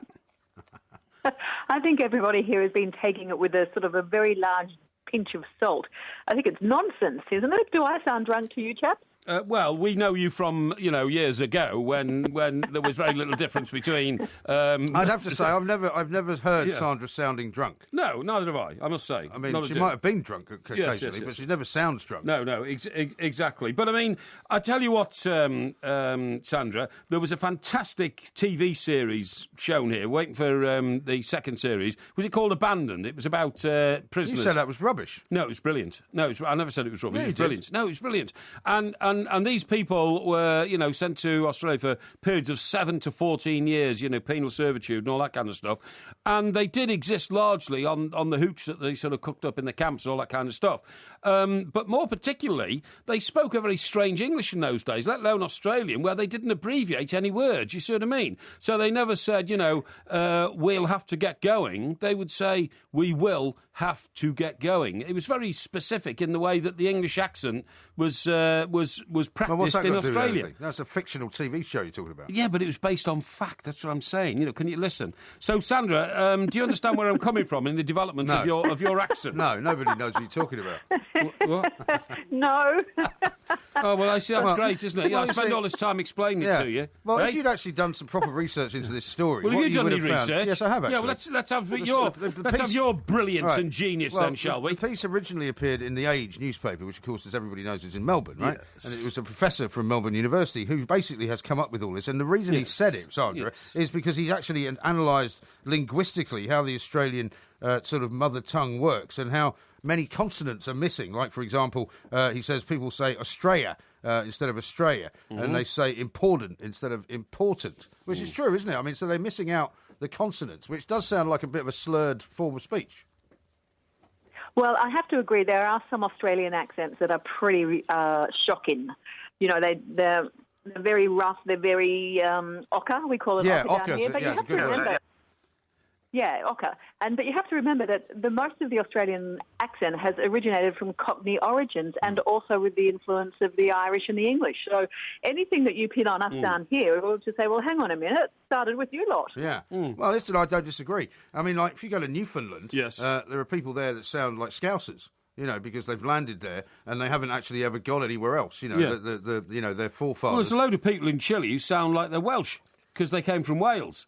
And all their forefathers were Welsh. Well, they speak Welsh there. That's different. What? That's different. They actually speak Welsh. No, they don't. They do. They speak Spanish with the Welsh accent. No, they speak Welsh. It's one of the few places in the world where they speak Welsh. No, don't be ridiculous. It's not. Now, what I was going to say, it's called. What I was going to say to you, Sandra, was, you see, to the untrained ear here in the Northern Hemisphere, we didn't even know that there were different Australian accents. Now, in this country, somebody comes from London, a Cockney is very different to a Scouser from Liverpool or a Glaswegian. But where are these extreme accents that you're talking about? Are they sort of people who live in the outback and all that kind of stuff? Well, some of the outback is pretty sharp. It's got a sharp and sort of strangled tone to it. Yes. Queenslanders will have a totally different accent to what anybody from New South Wales or Adelaide would have. In fact, Adelaide, which is in South Australia, they would have to have, I'd say, the most English-sounding accent. Sometimes you think, oh my gosh, they've literally just got off the boat here. Right, I see. And is there a snobbery in Australia? Because Exactly, you know how I in was this gonna ask country that, there is a sort of snobbery about certain accents and whether you sound educated or whether you sound from the south of England or the north of England or whether you're Scottish. There is a sort of an inbuilt, set of what you might call assumptions that people make. Thames Estuary English. Depending on how you speak. Well, Estuary English has become sort of trendy, Yeah, that's it? what the BBC speaks. No, so it's to not. speak. No, Estuary English is not that at all. No, it is, yeah. No, that's BBC speak. Estuary English is the more kind of, like Blur used to talk, a bit more Cockney, like Jamie Oliver. No, that's Estuary English. Just let Sandra answer the question. Well, you interrupted me. No, about the snobbery. Sandra, I'm terribly sorry. Is there a kind of a class system based on the way people speak? No, we're pretty class free here, and but the only thing I would say is that if you all remember our former Prime Minister, the first female Prime Minister, Julia Gillard. Oh, yeah. Well, she was from Adelaide, and she had a really sharp, there's not a nice way to describe her accent. It was pretty awful. Yeah, but she was born and brought up in Wales, wasn't she? Yes, she was. That's And what she moved to Australia when she was fairly young, but her parents were both Welsh. Yeah, so maybe she spoke Australian with a Welsh accent, is that what you're saying? Yeah. Like the Spanish. No. What I'm saying is, and this happens quite a lot, because she was born in this country, born in the UK, but then at a very young age moved to Australia, her accent will have been worked upon quite severely, so that as a child, she didn't appear at school to be an outcast. You see what I mean? She will have gone for a more... Unlike you. What do you mean? What sort of stupid Well, you were an comment is outcast that? at I wasn't school. an outcast at all. So that, she will have worked on it to make herself sound more Australian than the Australians, so that she wasn't shunned in the playground. That's true, isn't it, Sandra?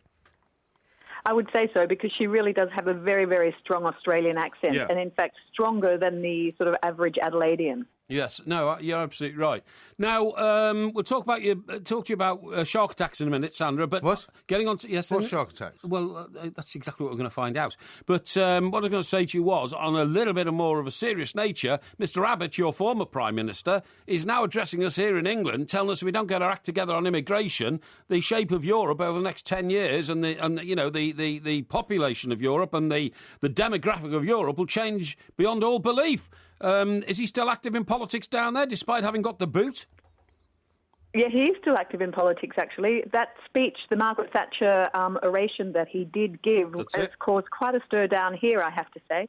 It was only the second one done in Margaret Thatcher's name, but he was a great fan of hers. And I think there's a lot of experts who say that he probably is onto something about it. Oh, without a shadow of a doubt. And the thing is, the beautiful thing about it is that because he's the Australian Prime Minister, he's allowed to say that without being accused of what people in this country would be accused of, and that is of being potentially racist and, potentially, anti-immigration, all this kind of stuff. So a lot of people in this country, myself included, welcome the outside opinion, the outside view, because it comes from a neutral stance. Yes, it does. And also it comes from a position whereby his government and the previous Liberal government, coalition government, actually did wipe out the problem that we had of people smugglers bringing people into the country without sort of valid papers and without valid reason. Yeah, absolutely. Well, you've waffled on for such a long time about this. I've hardly got any time to ask you about the Rugby World Cup final, where Australia are playing New Zealand, right? Well, one of the isn't it biggest obvious that rivalries we of all were going time. to talk to Sandra about that? Why do you think we got her on the phone? Hey? Well, get on with it. Get on with it. Anyway, the thing I was going to say is that it's not a great time of the day, is it, for you guys in Australia? But the thing that I find fascinating is that Australia have got, against all the odds they've got to the final. They didn't really have the best team there, or even the second best team. But they played at Twickenham and will now be playing at Twickenham for the fourth time in a row, which I think must be particularly galling for the old English rugby fans. I think it would be, and we were laughing about it actually over the weekend when they sort of came up trumps against the Argentinians. Yeah. It was brilliant. I think all of Australia was cheering at that stage, and I think they're going to be cheering again because, as you know, we're taking on one of our sort of arch rivals, the All Blacks. It's going to be an absolute ripper of a game, I think. Yeah. So you guys having a party to sort of welcome it in, and what time is it actually on there? It's actually on at 3 a.m. in the morning on Monday morning. Right. Mm-hmm. So it's a killer time. So there'll be a few sickies thrown, won't there? I think there'd be a few stickies being thrown, and also I think that sort of that Australian slurring accent might be in swing. Yeah, I think it might be. Now, is the star boy David Pocock, Sandra? Is he the? Have you seen the time, by the way? Just hang on a second. Is it David Pocock? Is he the pin-up, the blue-eyed boy? Yes, he is indeed. He's absolutely the star from the Wallabies for this tournament, I have to say. Everybody is just saying, and in fact, even everyone in the entire World Series or the World Cup is saying that he is the leading turnover winner at the tournament. So he's had 14 of those. I think everybody thinks that if you're going to beat Australia, you have to beat Pocock. Yeah, and he comes from, I'm told, the Anglican Church Grammar School in Brisbane. I do like boys who come from grammar schools, or girls who come from grammar schools, because they're brought up properly. Is he such a snob? Is he a real traditionalist? No, he plays rugby union for Australia, so by definition he's a cheat. Oh, that's a bit harsh, Sandra, isn't it? That's why they keep winning. I mean, I'd give him a piece of your mind if I were you. That's disgraceful. No, he is a traditionalist, isn't he? He is a traditionalist, and he's well loved here, and he's a nice chap too. Apparently, are you just going to ramble on forever? No. Apparently, he's very big on agricultural matters because he comes from a farm community, and he was once arrested for chaining himself to his mate's tractor. Oh, yeah. Because they were trying to take his tractor away for some reason. That's rather a strange way to go. Yes, he's anti-coal seam gas and fracking. That's what his big thing is at the moment. But he's also a major fan of David Attenborough, and the way he sort of relaxes himself before a big game and after a big game is he sits down and watches a couple of those wildlife docos that Sir David Attenborough does. That's brilliant. How interesting. Yeah, well, Sandra, I'm sorry we haven't got enough time to talk about shark attacks now, so we'll have to get you back on soon. Exactly. But have a lovely time watching the rugby, and I'm hoping that Australia are going to win, because I like the underdog. Yeah, I do as well. Good luck to Australia. Oh, thank you. Yeah, very much indeed. Thanks, Sandra. Good to talk to you. Take it easy, Sandra. Thank you very much indeed. I mean, the amount of waffling on you do is extraordinary. What are you talking about? I get to the heart of the matter. No, you don't. You're just rambling on. No, what's I rambling on about? Rubbish about the immigration policy of some guy who used to be Prime Minister. Don't you think that's important? No. Well, I do. It's not. I do. If you took some of life's issues more seriously, you wouldn't be such a blinking spacehead. Spacehead, indeed. This is TalkSport. TalkSport on DAB Digital Radio and 1089 and 1053 AM. It's in the fancy footwork. There is no opposition.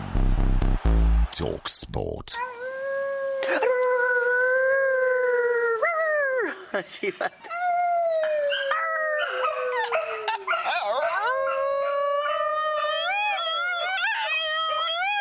This is Loki, the yodeling Basenji dog. That's what I was about to say. So I tell you But it's not actually yodeling, is it? Hang on. It's not yodeling. I tell you about a yodeling dog. Yeah. You, as usual, knock it down, say don't be ridiculous. Well, it's not yodeling. That is not yodeling. Due to the brilliance of our production and technical staff behind the glass there, they've managed to find a clip. They've managed to find a clip of a dog which claims that it is yodeling, but it's actually not yodeling. Well, it wasn't barking. Yeah, it was. It wasn't. You can hear dogs that sing like that sometimes. No. You can train dogs to do that. No, that's the yodeling dog. I don't believe you. And I revealed the yodeling dog on this show, as I reveal many, many things. Revelations are not unusual for me to come up with.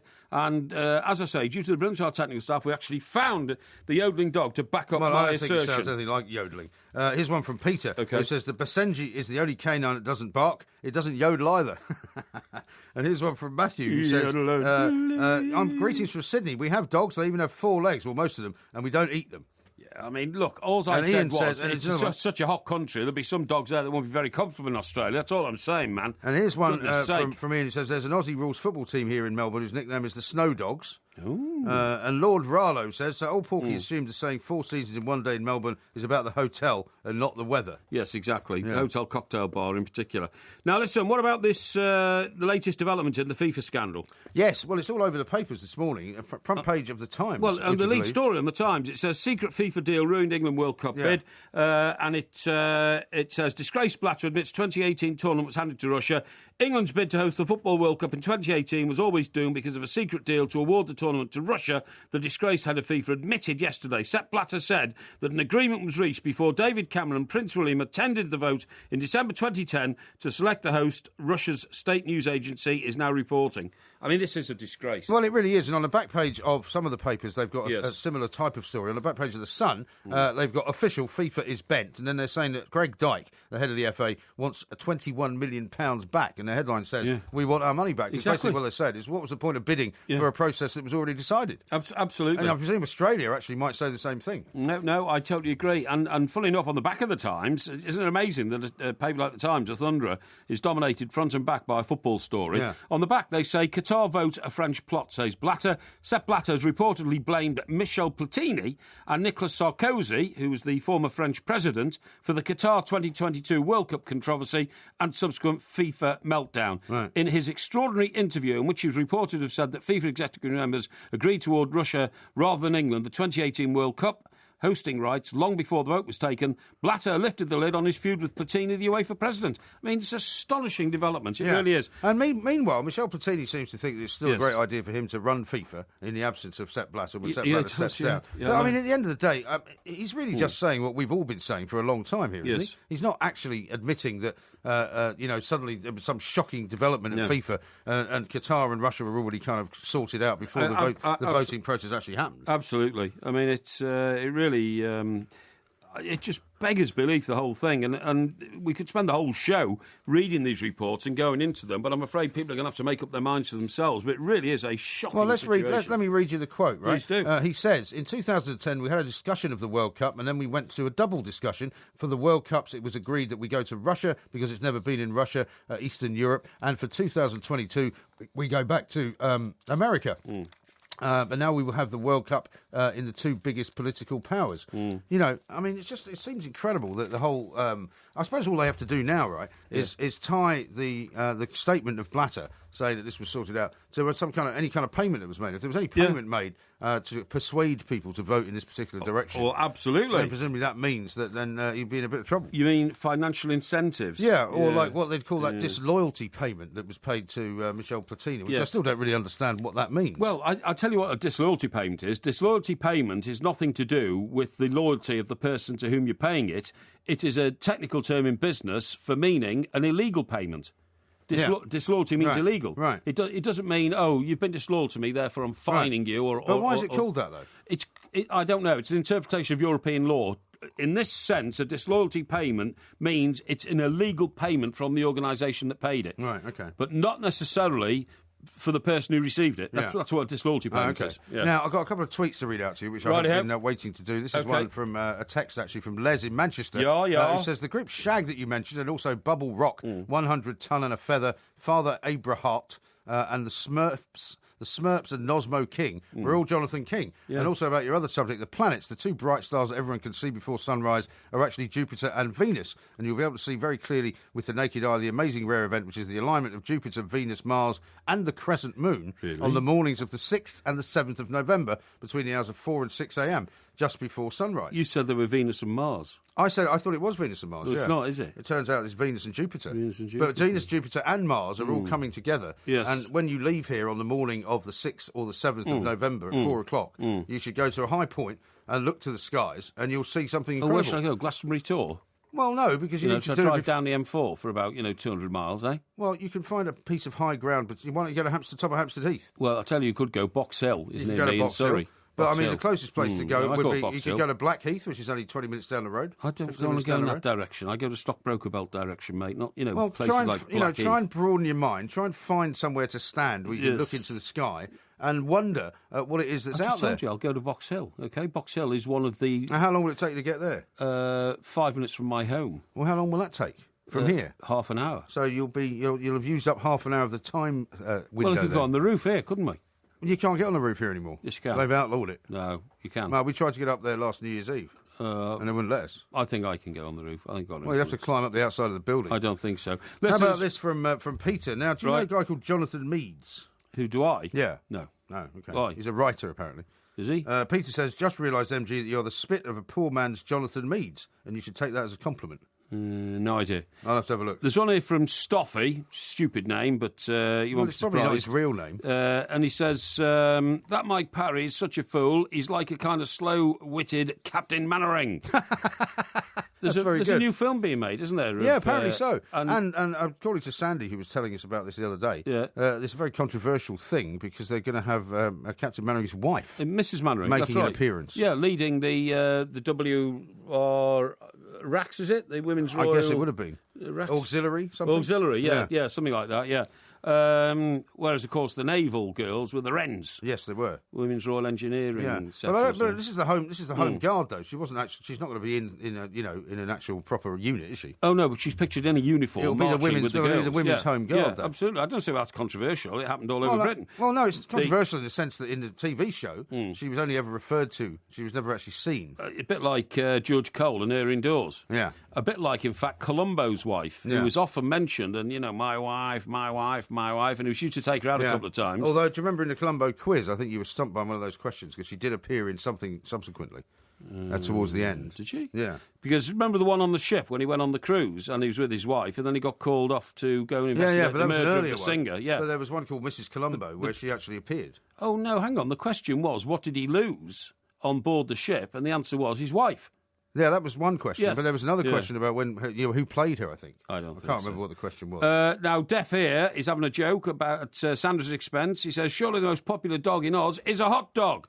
Well, no. I think if you're walking down 3rd Avenue in New York, Did you see that story about hot dogs and what's in them this week? No, and I don't wish to know, thank you. Well, they contain, apparently, human DNA. Oh, I don't want to know about this. This is terrible. What do you mean it's terrible? I don't want to hear about it. Do you ever eat hot dogs? Sometimes outside football grounds, really? Yes, with a splash of tomato sauce on the top. They're absolutely lovely. I love them. Yeah, and some onions. Yeah, right. I do. I love that whatever they're made of. I know it tastes like plastic, but I love those sort of hot dogs. It's kind of processed meat. Processed meat, because it came up in one of those things where they said processed meat's bad for you. Yes, that's right. But they have actually tested hot dogs and found human DNA in them. You see, what I can't stand the American hot dog, which is a spicy one. I don't like the spicy one, I like the English one. You know what I mean? Well, the spicy hot dog is not American hot dog. It's just a spicy hot dog. No, but you can't get the English-tasting hot dog. You cannot get in America. That's all I'm saying. Yeah, you can. If you go to one of those street vendors on the corner of any Manhattan street, I've never been able to. Well, where they're all turning around on those rollers. Yeah, they're in their little carts, and you can have a hot one or you can have a non-hot one. Ooh, I've never. Listen, there's one here which says, "Will dogs in Australia bark boozed tone compared to dogs in the UK?" If the Australians talk as though they're drunk, do their dogs imitate their owners? Yeah. That's a stupid question, isn't it? Well, it's a good question. It's not a good question at all. That must be one of your followers. Well, it probably is one of my followers, but then, I've got a lot of followers. You have, yeah. Of all shades and varieties. Time, by the way. We're running late again. And it says here that old MG is putting Porky in his place again. Don't let him spout nonsense, MG. God, I don't know. Some empty-headed people listen to this show. Thank you very much. Are you finished now? Yes. Right. This is Talk Sport. Dave, did you remember to renew your insurance? Ow! Oh, I'll take that as a no then. All good tradesmen know that you do your best work when you're concentrating on the job in hand. So the last thing you want to be worrying about is your public liability insurance cover. At TradeDirectInsurance.co.uk, our insurance is designed to cover you and your business so you can focus on doing a great job. We make life easier for you by offering great service and support. For quality public liability insurance at trade prices, get a quote today at TradeDirectInsurance.co.uk. The BMW i3. It's not just an electric car. It's an electric car that drives like a BMW. Rentals from £299 per month. Discover more at bmw.co.uk/i3. £3,699 initial rental. 36-month hire agreement from BMW Financial Services. Subject to status and availability for new vehicles ordered before 31st of December 2015 and registered by 31st of March 2016. UK only guarantees may be required. Mileage and other conditions apply when you return the vehicle. Left a bit. Right a bit. Little bit more to the right. Ah, the fusspots. We like you, because you're not happy until everything is just right. And at Wickes, nor are we. That's why we have a stylish range of tiling and flooring to suit all tastes. And right now, there's up to half price off all styles, so you can get everything 100% right. Wickes. Let's do it right. Download the TalkSport app now. Visit TalkSport.com/apps or your provider's app store to download today. Way too easy. And make sure you don't miss a thing. Meet Jeff, champion of the neighbourhood. Whilst all around him snooze, Jeff's shutters roll up. Your morning paper doesn't slide silently through your letterbox by itself. No. It takes skill, care, and an alarm clock set to 4:15 a.m. And as long as it is, he knows McDonald's are there with a big cup of coffee and a keep up the good work, Jeff. With over 500 restaurants open 24 hours, if you're awake, we're awake. Are you expecting a baby? If you're pregnant, then catching flu could lead to complications. But you can help protect yourself and your baby by getting a flu jab. All pregnant women get it for free. So don't put it off. Speak to your GP, pharmacist or midwife straight away. NHS. We're here to help you stay well this winter. Direct Line guaranteed to beat any public liability insurance quote for the same cover. Can your insurance do that? Search Direct Line Public Liability Insurance. New customers only. Qualifying criteria apply. Underwritten by UK Insurance Limited. When you need all the latest form and odds on all the day's sporting action and you need it fast, you need the Coral Daily Download. Get all the latest news and great offers on all the big games and all the biggest race meetings in one essential package. Delivered to your ears at the speed of sound. Don't miss the Coral Daily Download every morning on the Alan Brazil Sports Breakfast from 6 on Talk Sport with Coral. Your best bet for breakfast. This is Talk Sport. We are the Two Mics. This is rather a strange tweet I've got here from Chase, who sent it into the Two Mics. He says, no wonder MG can't get on the roof. He can't even get on Clash of the Titans. No. Speaking of which, when is the next one, Porky? When is the next one? Well, it's not this Sunday because... well, they only slot you in when they've got nothing else to do, right? No.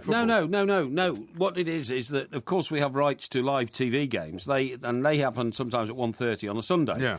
As is the Everton-Sunderland game this Sunday, okay? That's right, there isn't a Clash of the Titans. Which obviously takes precedence. That's what I mean. So when there's something better, they don't put it on. No, it's not when it's better. It's that when there is no live commentary, they decide they need a proper, informative football show to educate and help enlighten our millions of listeners, and that's why I get the caller. Oh, OK. And William says this. Sorry, have you had any indication that you might be called up for this one? No, I don't want to be called up for it. I don't work Sundays. I keep telling you that. Sorry, why not? I don't work Sundays because I spend Sundays with my family, and it's very precious time to me, so I don't get enough time during the week with them, so I spend Sundays with them. Don't you think that's sort of lacking in ambition? No, I don't think it is at all. To say, I'm not available on Sundays. It means I have a very balanced life. Don't you realise we work in a 24/7, 365 profession? Yes, I do. I do realise that. But as I've said to you before, I have to, because of the way things are at this particular moment in time. I work slightly more than you do during the week. But so I don't think that I need to make up for it by working on a Sunday. But when you go around, sort of, dropping these demands all over the place at Talk Sport, don't call me on Sundays. I don't work Sundays. You don't think that might be detrimental to your career plans? I don't go around doing that. If you've got any career plans apart from stuffing kebabs in your face and go around doing that. Going around buying £70 bottles of champagne. £7 bottles of champagne. £70 bottles of champagne, OK? Say, where do you get £7 bottles of champagne? Listen, I'm getting in... Well, hang on, I haven't answered the question. Oh, what question? No, the question that you put to me. I do not go around making demands. That's your area. I don't go making demands on anybody. I'm quite happy to be... if somebody comes to me and says, would you be able to do this? Yes. I'd certainly consider it, but I normally would not work on a Sunday. Yeah, but nobody has come to you and said, no, I've been asked lots of times to work in different shows, and I've said at the weekends... Really? Generally speaking, I'm not going to be in London. I'm not going to be nearby. Sorry, which was the last show they asked you to work on Sunday? That was a few months ago. Oh, really? Yeah. What was it called? It was the overnight show on Sunday. The overnight show on Sunday. You decided you didn't want to do it? Well, because I thought, I've got to take my kids to school on a Monday. It makes life very difficult. I do have a family, which I know you don't have, so you don't have to think about that, because all you have to do is think about yourself. I have family responsibilities. You have no responsibilities of course to your I do. family. Absolute rubbish. This weekend is... You don't have children. That's not the same. This weekend... Just because you've got a sister and a mother does not mean you've got a family. This weekend is a... Well, I'm glad I didn't bring up children and behave in the despicable way you did with your first family, but we won't get into that, OK? We won't get into that one. Well, you can get into it if you like. Abandoning your children. I didn't abandon my children. I did not abandon my children. At a very early That's another porky myth. Is your phone going off, by the way? No. You're making some funny noises. What is it? You sure you haven't got it switched on? No, I don't have it switched on in the studio. Right, now then, what I want to tell you about... No, I've got one from William here. Okay. He says, Porky, it's all gone quiet on the Tommy the Chimp Street. Have you got any new updates on Tommy? I'm getting a report on the Tommy situation on Friday of this week, so I'll let you know early next week. Excellent. Is he still in the cage, though? He's still there, I'm afraid, in the concrete cell. So that's not going well, Which is terrible. Now then, what I want to tell you about is, how many times have I told you there's a massive difference between us and the Continentals? The Continentals? Yes. Well, you keep going on about that, but I disagree. Right, here we go. This is the most recent report, OK? Britons feel less European than the population of any other EU country, a major poll has found. A major poll, what, the Daily Express? No, a major poll done by an independent pollster. What's his name? The findings from research agency NatSen Social Research. NatSen? NatSen. Never heard of him. NatSen Social Research, an independent polling company based across Europe, OK? Right, OK. And they say, in Germany, just 25% of people said they felt only German and not European. Uh-huh. In France, 36% of people in France said they feel only French. Right. In Britain, this is an incredible statistic, 64% said they felt only British. But you don't even say you feel British, you say you feel English. Yes, we've had this conversation before. Yes. I mean, I feel British, but I don't feel English. I used to feel British, but then I realised that the Scots and the Welsh want to feel independently Scottish and Welsh, so I feel independent English now. So you do that because of somebody else rather than because of an feeling that you've got for yourself? Not really. To actually position myself, in my recognisable international status. I see. Now, the other thing is, which I have also noticed, and this is... But funnily enough, England is not a country in the European Union, is it? Not individually, no. No, it's not. The UK is, but that's what I mean. We're the biggest country within the UK, numbers-wise, obviously, and in terms of square miles. Now, what I need to say to you is this.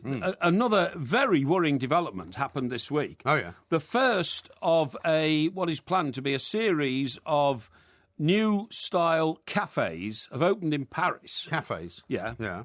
In Paris. And I'm surprised it didn't start in a more Mediterranean country like Spain or Portugal or something, in which people can go in, have a coffee, and then, get this, you won't believe this, go on. They can rent a hammock for an hour at lunchtime. Rent a hammock? Rent a hammock. OK, what's wrong with that? Well, I mean, talk about manana and the siesta and all that. Yes, the siesta's now almost reached the English Channel. Have you ever been in a hammock? No, I haven't, no. Well, how can you castigate people who want to go in a hammock then? Well, anybody in the middle of the day who wants to go and have a sleep for an hour shouldn't be doing the job they're doing. Why not? And if they are doing the job and sleeping on the job during the day, then I hope they start at 4 a.m. Why? But they don't. Do you not realise that in this country we work far too many hours? We work more hours than anybody else in any other European country. And as a result, that's a good thing. We're all miserable, we're all full of road rage, full of stress. But we have a more healthy economy. No, we don't. We do. We do not have a more healthy economy. We do. Absolute rubbish. Anyway, one of the writers of this report said relatively few people in Britain feel European, and this has been the case ever since Britain joined the EU in 1973, but those who lack a European identity are divided in their views. Just because we don't feel European doesn't necessarily mean we think we should leave the EU. So this poll's been commissioned. So it doesn't mean anything, does it? To find out how we all feel ahead of... Now, you keep going on to me about, the vote next year, 2016, like it's set in stone. Yeah. It's not. Yeah, it is. There isn't a date for the poll, No, Mike. they haven't set a date, but they have to have it before the end of 2016. No, apparently. they don't. They have to have it before the end of 2017. Uh-huh. Most people think I think it's going to be next year. Most people think it will be in 2016, but there is no set date. And you keep going on to me about the vote. There is. I don't keep going on to you about the vote. There is no guarantee there even will never be a mentioned vote. the vote. There's no guarantee there will be a vote. Of course there's going to be a vote. Now then, it says here from this report... it also found that half of British people who said they did not feel European still believe we should remain in the Union. And this is very confusing to me, this. Really Talking of Europeans, I'm just watching Jurgen Klopp's goal celebration. Did you see it? Terrible. I mean, very terrible. It looks a little bit over the top, does it not? But the problem is, whenever I say this, I get all these Liverpool fans saying, you're baiting Liverpool. I'm not. I just don't think it's dignified for a manager, particularly one who's facially as expressive with such big teeth and prominent glasses as Jurgen Klopp to... What are you laughing at? Well, he hasn't got prominent glasses. He's got glasses. Yeah, well... And he's just got teeth. I think it's very weird to wear glasses on a touchline. He should get some contact lenses because they might get knocked off if he gets over enthusiastic.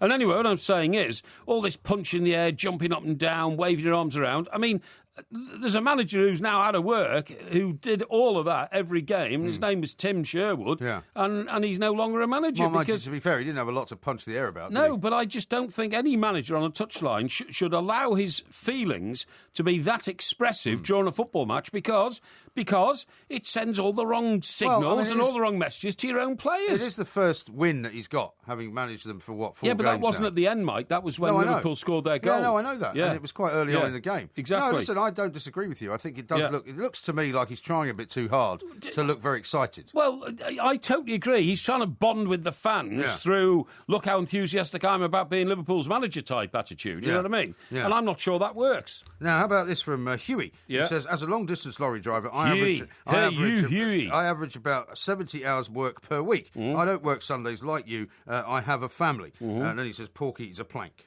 Well, that's very kind of you, but I mean, just bland insults like that. I'm afraid, have you never heard sticks and stones may break my bones, but Names will never hurt me. Because I have such a command of the English language, for every insult you hurl at me, I can think of 6 separate words I could hurl back at you, but my dignity does not allow me to. Thank goodness for that.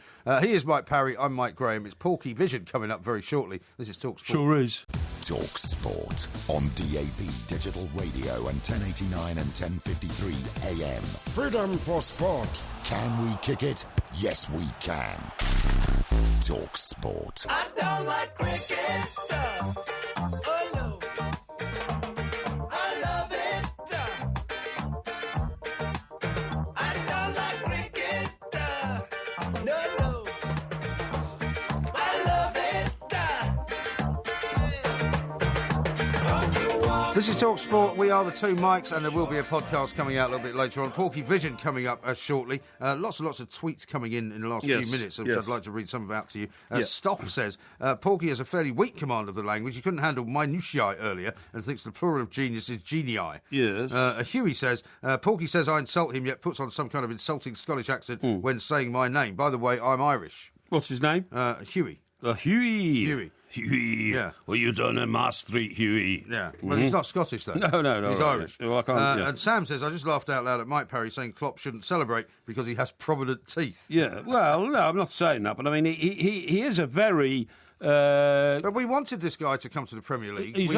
We know he's going to be animated. Yeah. That's good, though, isn't it? But he's good for a camera, isn't he? You know what I mean? Yeah. What do you call that? Photogenic. Photogenic, that's the word I'm looking for, yeah. Now, listen, we played that cricket song because I want to talk to you about W.G. Grace. OK. Do you know W.G. Grace saved the Empire, saved the British Empire?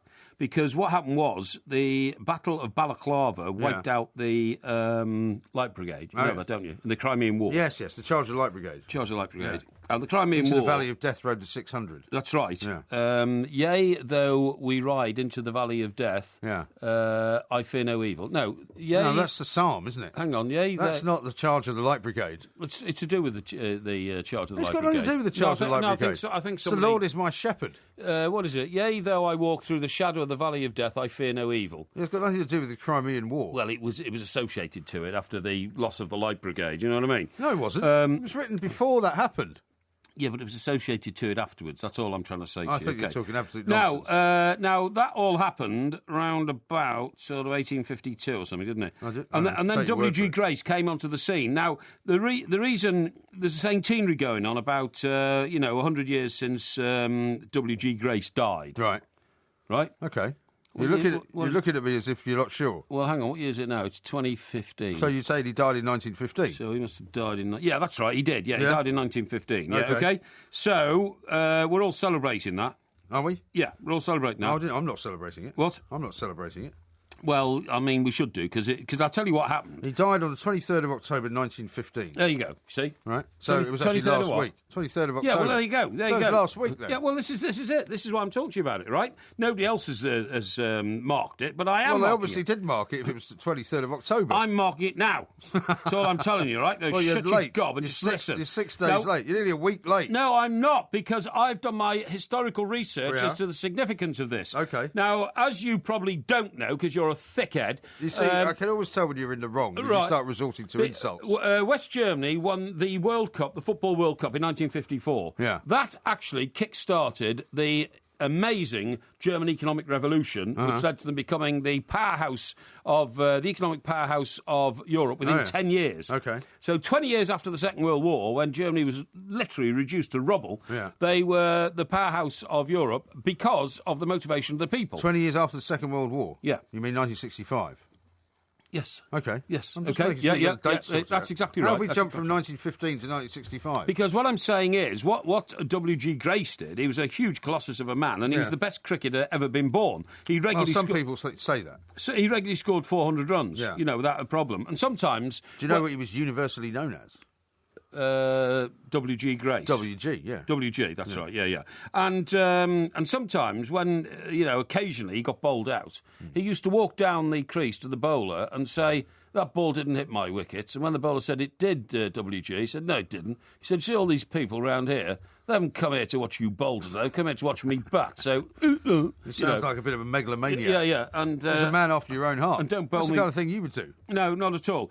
Anyway, the point is that when we lost the Battle of Balaclava, 1852, and all that, Britain's empire could have disappeared. Yeah. Charge of the Light Brigade happened when he was 6. Right. Okay. But he wasn't in it, was he? No, he wasn't in it. No. But within 10 years. As the empire was sort of fading, he was playing cricket. Yeah. He knocked up his first century when he was 14, OK? Yeah. And he made 126 first-class centuries altogether. Right. OK? Yeah. And eventually, what happened was, he became such a colossus of sport that he turned the nation's morosity, from the Battle of Balaclava... The nation's what? Moroseness. Moroseness. Not morosity. Morosity. Surely.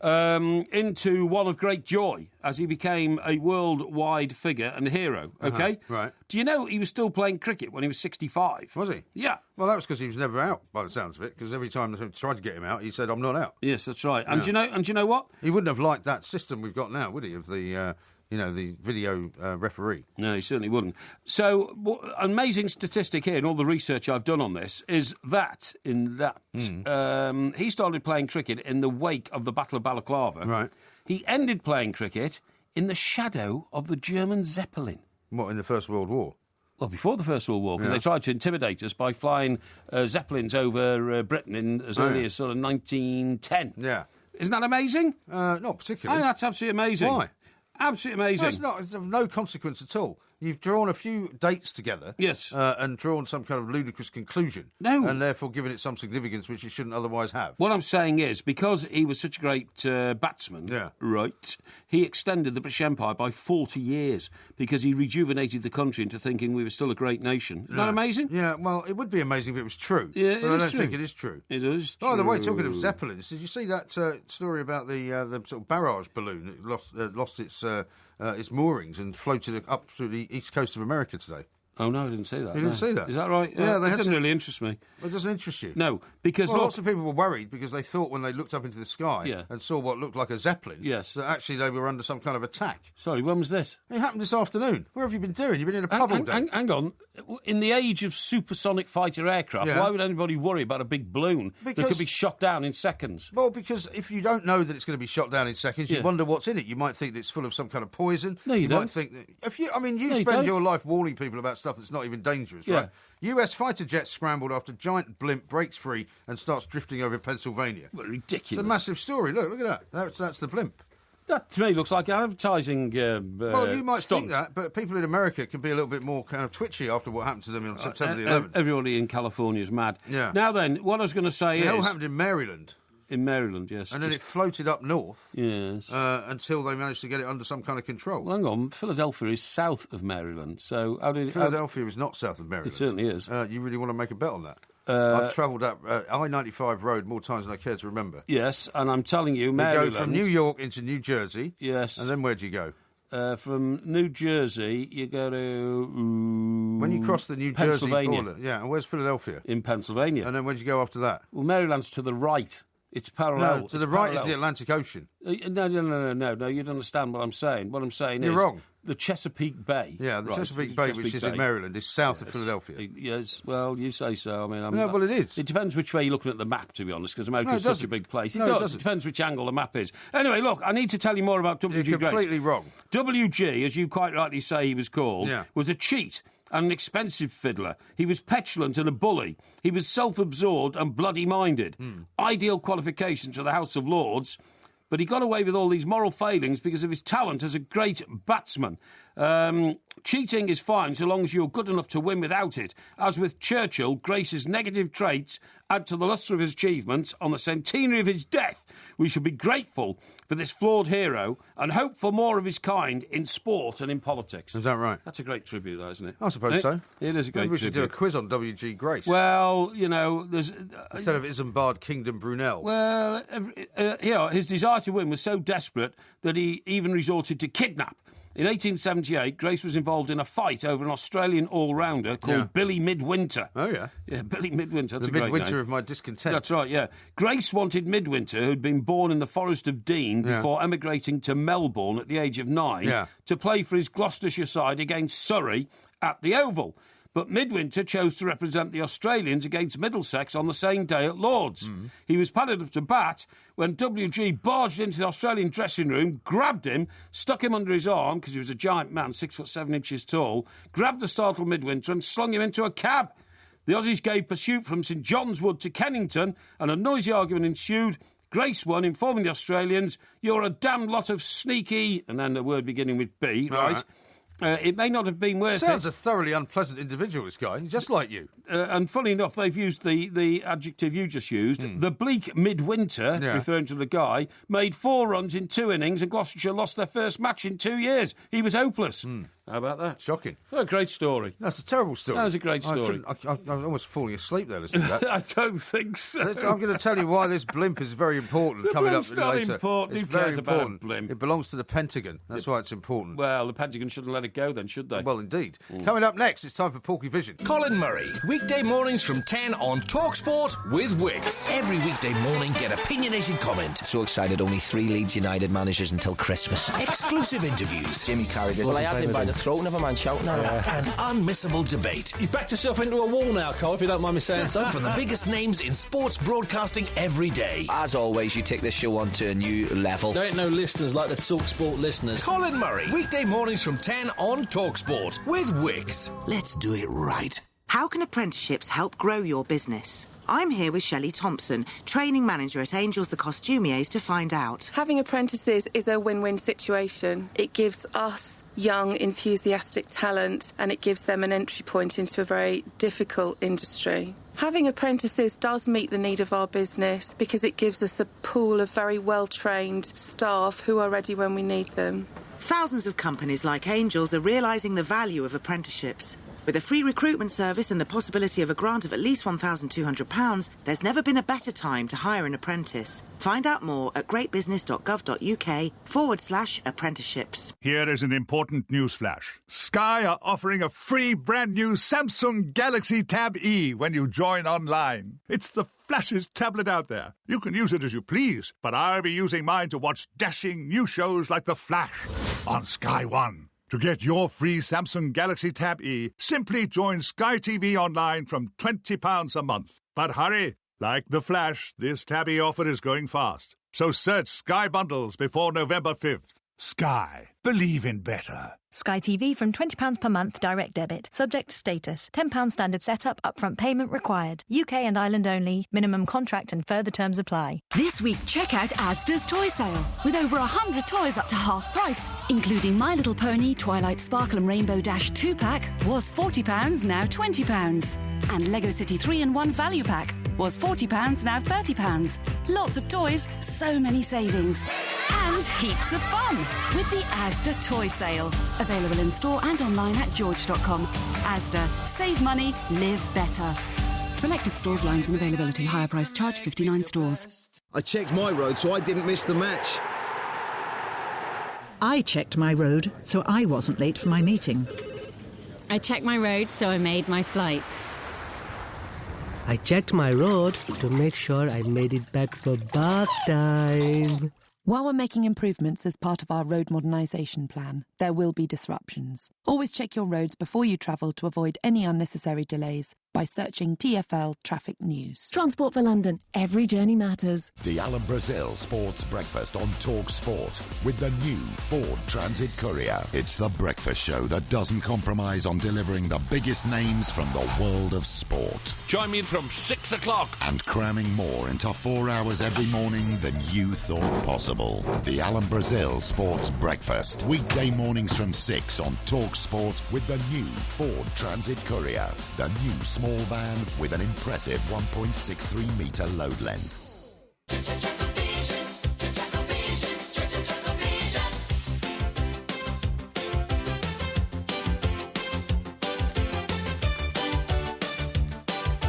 This is Talk Sport. We are the two mics, and of course, that music can only signal one thing. It's time for the best TV review this side of Philadelphia. Sure is. You're getting an awful lot of grief over your attempt to mangle the map of North America, I have to say. What? Because everybody knows that Philadelphia is indeed North America. It depends on which part of the... I look at it, and I've got a global thing at home, like a sphere. What, a globe? Yeah. A sphere? Yeah, you know what I mean, yeah. Yeah. That's just to prove to yourself that the Earth isn't flat? On a stand, and depending whether I'm standing or looking down... Well, it's still north. No, it does not. It can be north-south. It can be east. Why are you hanging on to it?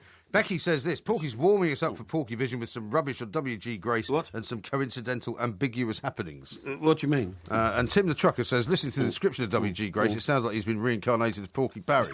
That's a bit harsh. He is. Yeah, he sounds very like you. Now, anyway, what have you got for us this week? Because you've tantalised us with the idea that you're going to talk about Dr. Jekyll. It is all about Dr. Jekyll and Mr. Hyde. One of the most brilliant TV productions ever made, in my view. By the way, can I just tell you, for people who have been asking, it's 2-0 in the World Series to the Kansas City Royals, who are leading the New York Mets. The Kansas City Royals, yeah. God, blimey, so that's game fantastic. 3 coming up. Well, you know, I'm fascinated with that one. I know you are. Now then, Jekyll and Hyde is brilliant, because what happens is they've got a whole new slant on it, and it reminds me a little bit of Superman. Oh, yeah. Not Jekyll and Hyde. Yeah. Because this guy, you see, the original story was just about a mad doctor who just sort of changed into a werewolf and all this kind of stuff, you know what I mean? Well, wasn't the original story just that he became his alter ego, which was evil, yes, as opposed to the good doctor who didn't turn into a werewolf, did That's he? it. Yeah, he did, yeah. A werewolf? Yeah, definitely, yeah. Turned into a werewolf. So. Yeah, I he think did. You're thinking about the werewolf. No. He Lord didn't. Cheney as the werewolf. No, he turned into a bit of a werewolf, honestly. Well, a bit of a werewolf? Which bit? Well, you know, don't be pedantic. Now, so what happens is, so this guy, right? Yeah, Dr. Jekyll. Yeah, Dr. Jekyll. He grows up in... I presume. Yes, that's right. He grows up in India. Oh, yeah. Grows up in India. Right. But he's adopted. He's adopted by an Indian couple. Okay. But he's English. His English parents, yeah. His natural parents were English. Natural parents were English, yeah. Did they die or something? Well, they got kind of wiped out. Wiped out? Yeah. Okay. Yeah, somewhere. Well, I'd take that. Yeah, maybe it was the Black Hole of Calcutta Revolution or something like that. Could be, yeah. But anyway, because that's where the word black hole came from. They locked up all the English people in an underground jail. Oh, yeah. And half of them sort of died of asphyxia, you know. Is that right? Yeah, a bit of a shame, really, but there you go. Horrible. Anyway, so what happens is he then sails for England. Now, in England, you see, there's another twist on the plot. Yeah. They've got this mad dog locked up in a garage. Right. But it's half dog, half man. What are you laughing at? What do you call that? Half dog, half man. Well, I don't know what you mean. call It's it. half dog, half man. It's half dog, half man. What sort of show is this? It's a white dog, right? Yeah. Big white dog, but it's got a man's head. Oh, okay. And so these guys arrive. It's not guarding Hades or anything, is it? What? He's No. not guarding Hades It's just a mad dog. Okay. So these guys turn up, and remember, this is like the 1920s. Yeah. I think it's the 1920s. It might be 1914, something like that.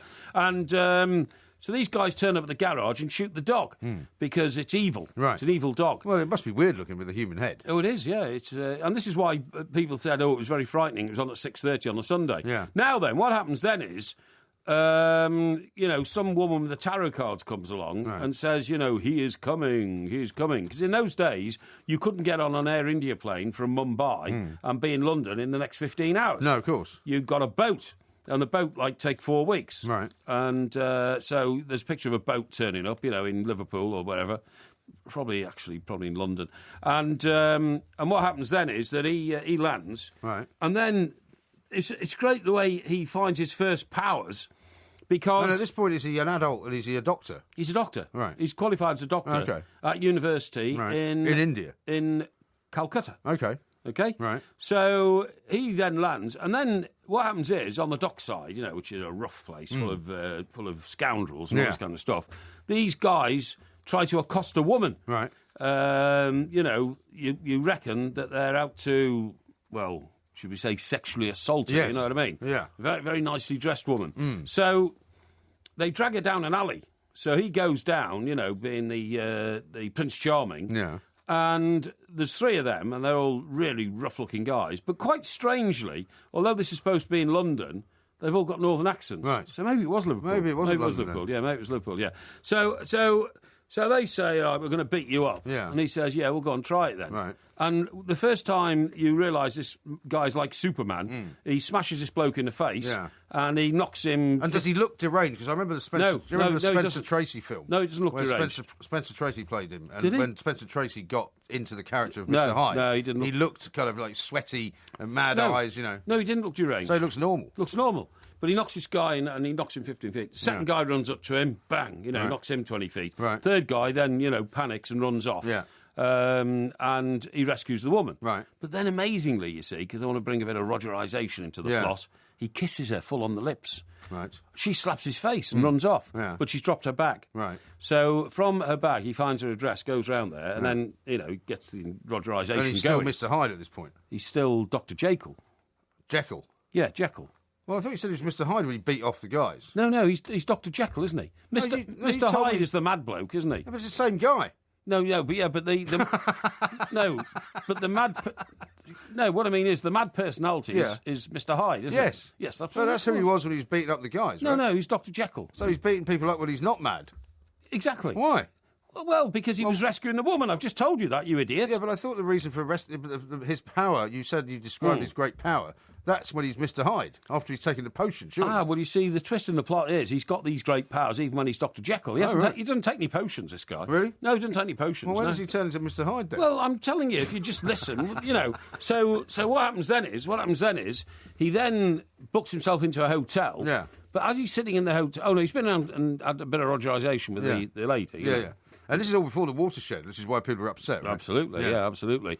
And, I mean, I suppose he must have been quite a demanding sort of, physical partner, with all the strength he's got and all this kind of stuff. Why does he have all this strength before he's taken the potion? Are you sure you haven't missed a bit? No. He's just, I don't know whether he's been in the gym or something, but, he's got Superman strength. Yeah, okay. So he then, for some bizarre reason, he's in this boarding house he's staying in, right? But it's more than a boarding house. It's actually a gentleman's hotel. Yes. It's a bit like a club. Yeah, like Browns, or something like that. Or the RAC Club or something like that. Yeah, did you ever stay at the New York University Club in New York? I don't think I ever stayed there. I used to stay there a lot. No, but I used to go there a lot. I used to go to their New Year's Eve bashes. Oh, that's right, yeah. Well, Ivor used to put me up there because he was a member. But anyway, I got him in there. Oh, did you? Yeah. Oh, okay, good man. So anyway, what happens is... Suddenly he's sitting in his room in his gentleman's club, and he decides to smash the place up. And I mean, does he smash it up? I mean, he chucks wardrobes through the window, and this is while he's still Dr. Jekyll. Yeah, while he's still normal. Yeah, and I'm sure you're getting this wrong. No, I'm not. No, and then when the I got a tweet actually from Carl who says, "Porky, you plank. I watched Jekyll and Hyde. It was Ceylon, not India." Oh, it's Ceylon, was it? Okay, yeah. Well, that's could have been a black hole of Calcutta. It's quite a long way from there. They're very close to each other on the map. Right. Anyway, so then the manager of the hotel comes along and knocks on the door and says, "Oh, excuse me, Dr. Jekyll, are you all right?" And all you can hear is smashing noises. So clearly he's not all right. Yeah. But the stupid hotel manager insists on standing in front of the door. Right. So Dr. Jekyll then smashes the door. With his superhuman powers. Yeah. And knocks the manager's face out, and all this kind of stuff, and then just sort of walks out. Yeah. And says, "I'm going for a drink." Right. So he goes off to the boozer. Right. Now, in the boozer, he then sort of gets into Rogerisation mode. And he starts pulling all with the birds. another woman? Yeah, with any loose woman. It's a place where there's lots of loose women around, like the dockside bar, you know what I mean? Okay. So he starts pulling her onto his knee and all that kind of stuff. And then the manageress comes over and she's, said, "You can't behave like this in my place. If you want to behave like this, you've got to get out, you know." And, he sort of, grins a bit, you know what I mean? What's happened to the dog with the human head, by the way? Well, I don't know what happened to him. What was he doing in the film thing at the beginning? Well, he was chained up in a garage for some reason. What's your problem? Well, what's the point of having a dog with a human head? I don't know. Which is a pretty extraordinary thing to have in a film. I don't know. And then just kill it. I don't know. It wasn't explained. Right, okay. I think you didn't miss any of it. No, I didn't miss any of it. No. So anyway, what about the river? How was that this week?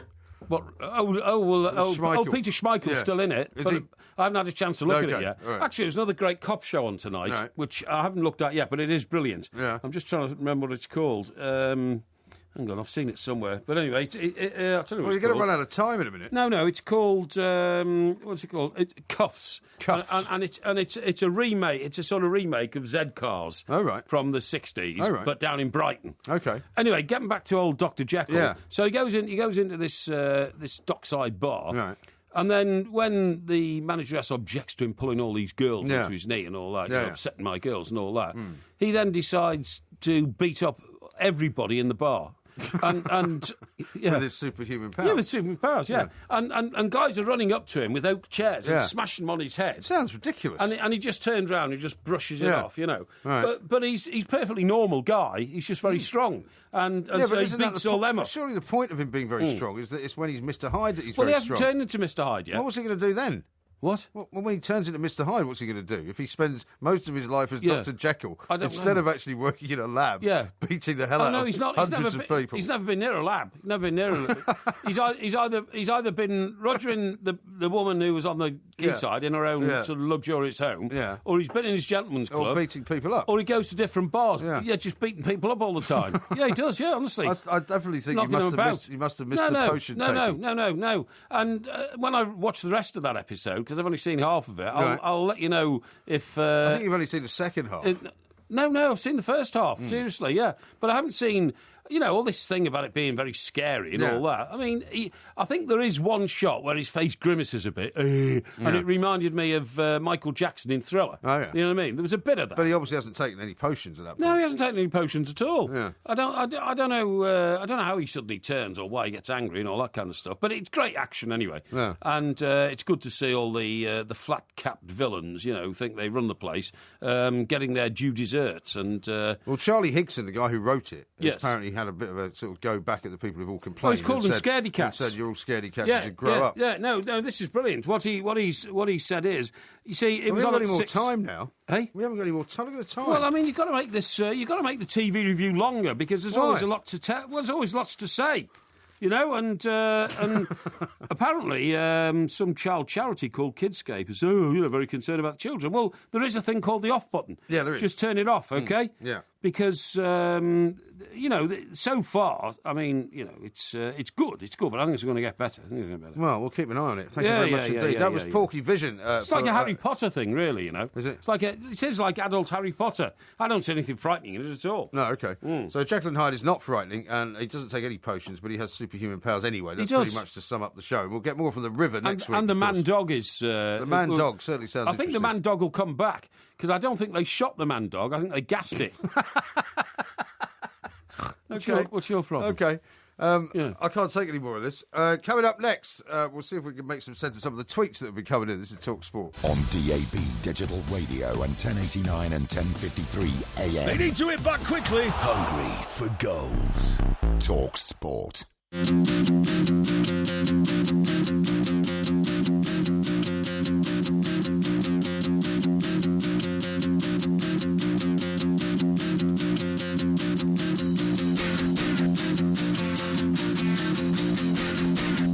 This is Talk Sport. We are the two mics. There will be a podcast coming out around about 5 hours from now, if all goes well. And of course, the Porkyvision will be back same time next week. And then tomorrow night, it is the Porky Quiz, and it's on Isambard Kingdom Brunel. Sure. Now, I've got a couple of tweets to read out to you here. Okay, is this about the TV review? It is about the TV review. Excellent. A great one from Tony. Yes. It says, another masterclss in Porkyvision. In a reverse of the story, the character is Mr. Hyde, and he takes a potion to become Dr. Jekyll. Well, that's not Are you quite... sure you haven't got that right? No. All I said is he hasn't really officially changed into Mr. Hyde yet. Oh, right. I think that's going to come in later. Well, we'll have to be very frightened if that happens. Yes. Here's one from Roy. He says, I hope to hell PBS doesn't show Dr. Jekyll and Mr. Hyde. If Porky's description is anything like it sounds, it's like pulling teeth.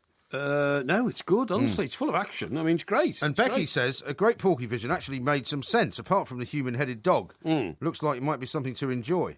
Well, it is. I mean, I don't know why anybody doubts it. I mean, I thought it was brilliant. They say now it's going to be the end of the watershed because of all this. You know what I mean? Yeah. But Woodenhead says this: can we have a section where Mike Parry rates the Rogerisation scenes out of 10? Well, we could do, but I mean, this is a family show. Compared to it's a family show. For example, I mean, sorry to you said it should be longer. This, and maybe we can give that some consideration if you think about it. Yes.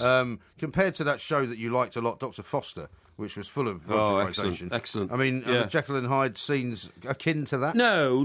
They're more romantic. Yeah. You know, they're a bit more romantic than that, to be honest. I wouldn't put them in that category at all. All right. Bevo says this. Yes. By the time Porky's described half an episode of a programme, the next series is about to start. Well, I do like to do it in detail because I like you to get the intimacy of what I'm watching and why it works and all that kind of stuff. Do you understand? All right. Yeah. Oh, look, here's one from Mark. Yes. He says he is Dr. Jekyll's son.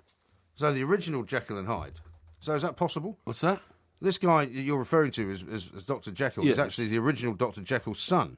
Is he? Yeah, that's what this guy says. And he was born with his powers. He takes tablets to control his powers.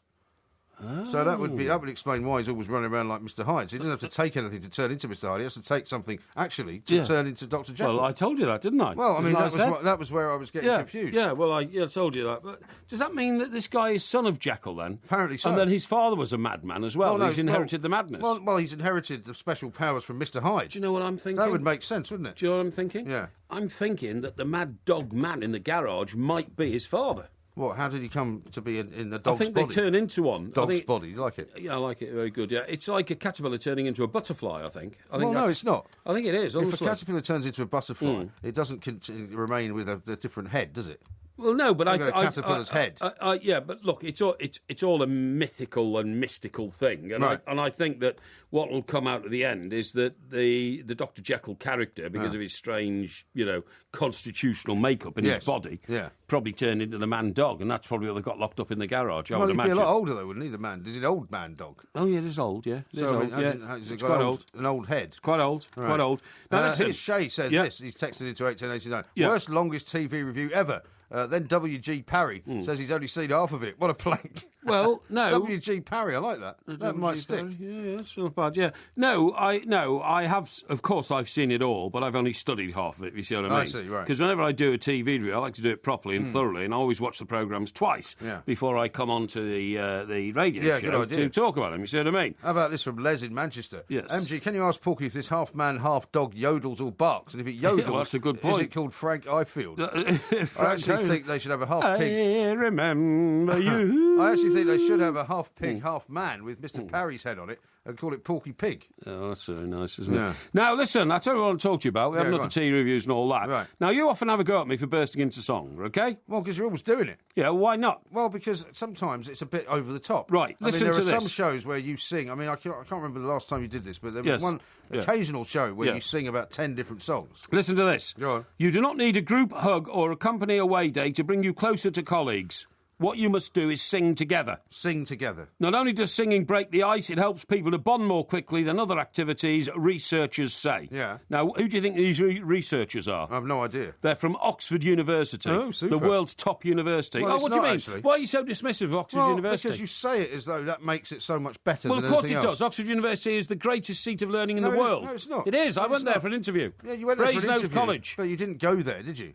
Well, I decided to go elsewhere. No, Brasenose College, Oxford. Why? PPE. Right, hang on. If you were so ambitious, which you have always been all your life, why, if you were offered a place at Oxford University, would you turn it down? Because it was PPE, which is politics, philosophy and economics, and most people would take that go into politics, i.e. David Cameron, OK? Yeah, some people go into other fields. Yeah, they do, maybe. But I decided at the time I wanted to become a property magnate, so I went to the University of the Trent to study urban estate management. It just doesn't make any sense. No, it makes sense to me. I mean, anyway. why on earth would you give up a place at Oxford University, which is one of the elite colleges of the world? I agree with you. I don't think it's necessarily the best one. Yeah, but I'm not an elitist. What? So I didn't want to go there. So you'd rather go to a polytechnic in Nottingham? Now, please listen to the rest of this report because this is important. Go on. It'll help you bond with those that you look down upon. I don't need to. I don't look down on anyone. It says here. So you got that wrong. It's you that looks down on people. No, I don't know. You're the one that doesn't remember anybody's name who works here. Now, hang on. Listen. Even if you've worked with them for years. Can you just listen, please? Right.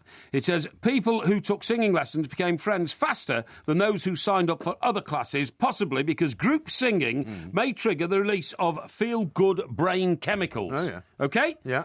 Oxford University scientists... Well, that might explain why a lot of football fans like to sing. Maybe.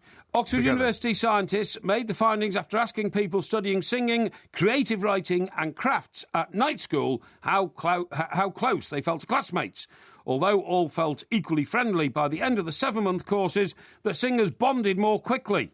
the singers bonded more quickly than the art class because the art class weren't singing. Yeah, but the thing about your singing is that it's not about being in a group, it's about you singing on your own. I think everything else that you do. I think we should have a group singing, you and me, before the end of the show. What do you want to sing? No, it says, writing in the Royal Society journal Open Science, researcher Eleanor Pierce said the difference appeared at the start of the study. This is the first clear evidence that singing is a powerful means of bonding a group simultaneously. Oh, yeah. Right, we've got a couple of minutes left in the show. What do you want to sing? We're going to sing together. Well, what do you want to sing? Well, tell me a song you know. Well, it'd be more likely to be one you know. All right, OK. Why don't you do that a cappella Billy Joel song? For Which the one? Longest time. Do you know that one? No. Why don't we do... No. So why don't we just do one that you want to do then? Well, why don't we do When I'm 64? Do you know the words to that? No, because that's awful. Well, yeah, but do you know the words? Yeah, of course I know the words. Well, in that case, we'll do that, OK? Come on, let's go. In what key? I don't mind. But we're going to bond now for the last 2 minutes of the show, OK? When I get older, losing my hair... I don't feel like bonding with you. Come on, I want you to sing. I don't want to sing. But you'll feel better about me if you sing. I will not and we feel bond. better about you. Come on, bond. Not James Bond, but Bond. Bond. When I get older, losing my hair, many years... Why aren't you singing? I'm not singing with you. But After all the things you've said to me you just said this week. we'd go through it and we would bond. Look, Ben's in the studio. Ben, do you want to sing? He doesn't want to sing. Let's have a group sing. Come on, because you bond. He's the What do you want to sing? When I get older. I don't know when I'm 64. Well, just follow me. When I get older, losing my head. No, hair. Not head. Many years from now. Many years from now. Will you still... Come on, Mike, join in. You. It's a Is this supposed to be bonding. therapeutic? It's therapeutic bonding. Right. We as colleagues will feel better about each other after we've had a group sing. So come on, Mike, join in. All right, then. Right, so we start again. All right, I'll do it now. When I get older, losing my hair, many years from now, will you still be sending me a valentine, a birthday greetings, a bottle of wine? If I stay out till 2:45, would you lock the door? Will you still need me? Will you still feed me when I'm 64? Bum. Right, nice. do we feel better? No. Do you feel closer to me now, Ben? Closer as a colleague? Closer than ever. Closer than ever, Mike? No. Do you feel closer as a colleague? No, I still hate you. Well, that's very Doesn't work helpful. for me at all. That's very helpful. The bonding, the singing. I bring all these to the party. I bring all these to the show, and you're just dismissive of them all. Well, as usual, you haven't got a brain cell in your head. Like all of your other theories, that one is crashed and burned because it's absolute and utter cobblers. Now, I'm going to be telling you about a lot of other... Because you've run out of time now as well. I was going to tell you all about that barrage balloon that was owned by the Pentagon. I don't care about your barrage why, balloon. if people were frightened that it might be carrying some kind of toxic You know what? waste in it. Take your barrage balloon and burst it, Yeah. buddy. So, once again, that was an exercise in your self-aggrandizement that you could sing. No. And everybody else would have to listen to you. Not at all. Absolutely. I did it for the sake of unity at Talk Sport, Yeah. OK? Well, good I luck reckon with the that. bosses will be onto it very soon. Yeah, they may well be. Yeah. They may be asking you to cease and desist.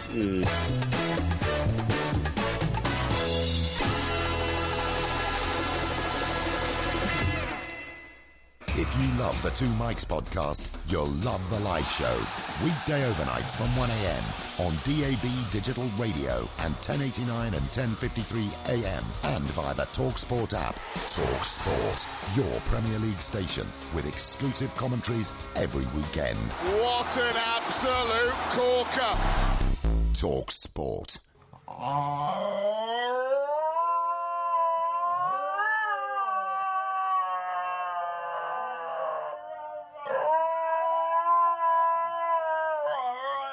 Look at the light!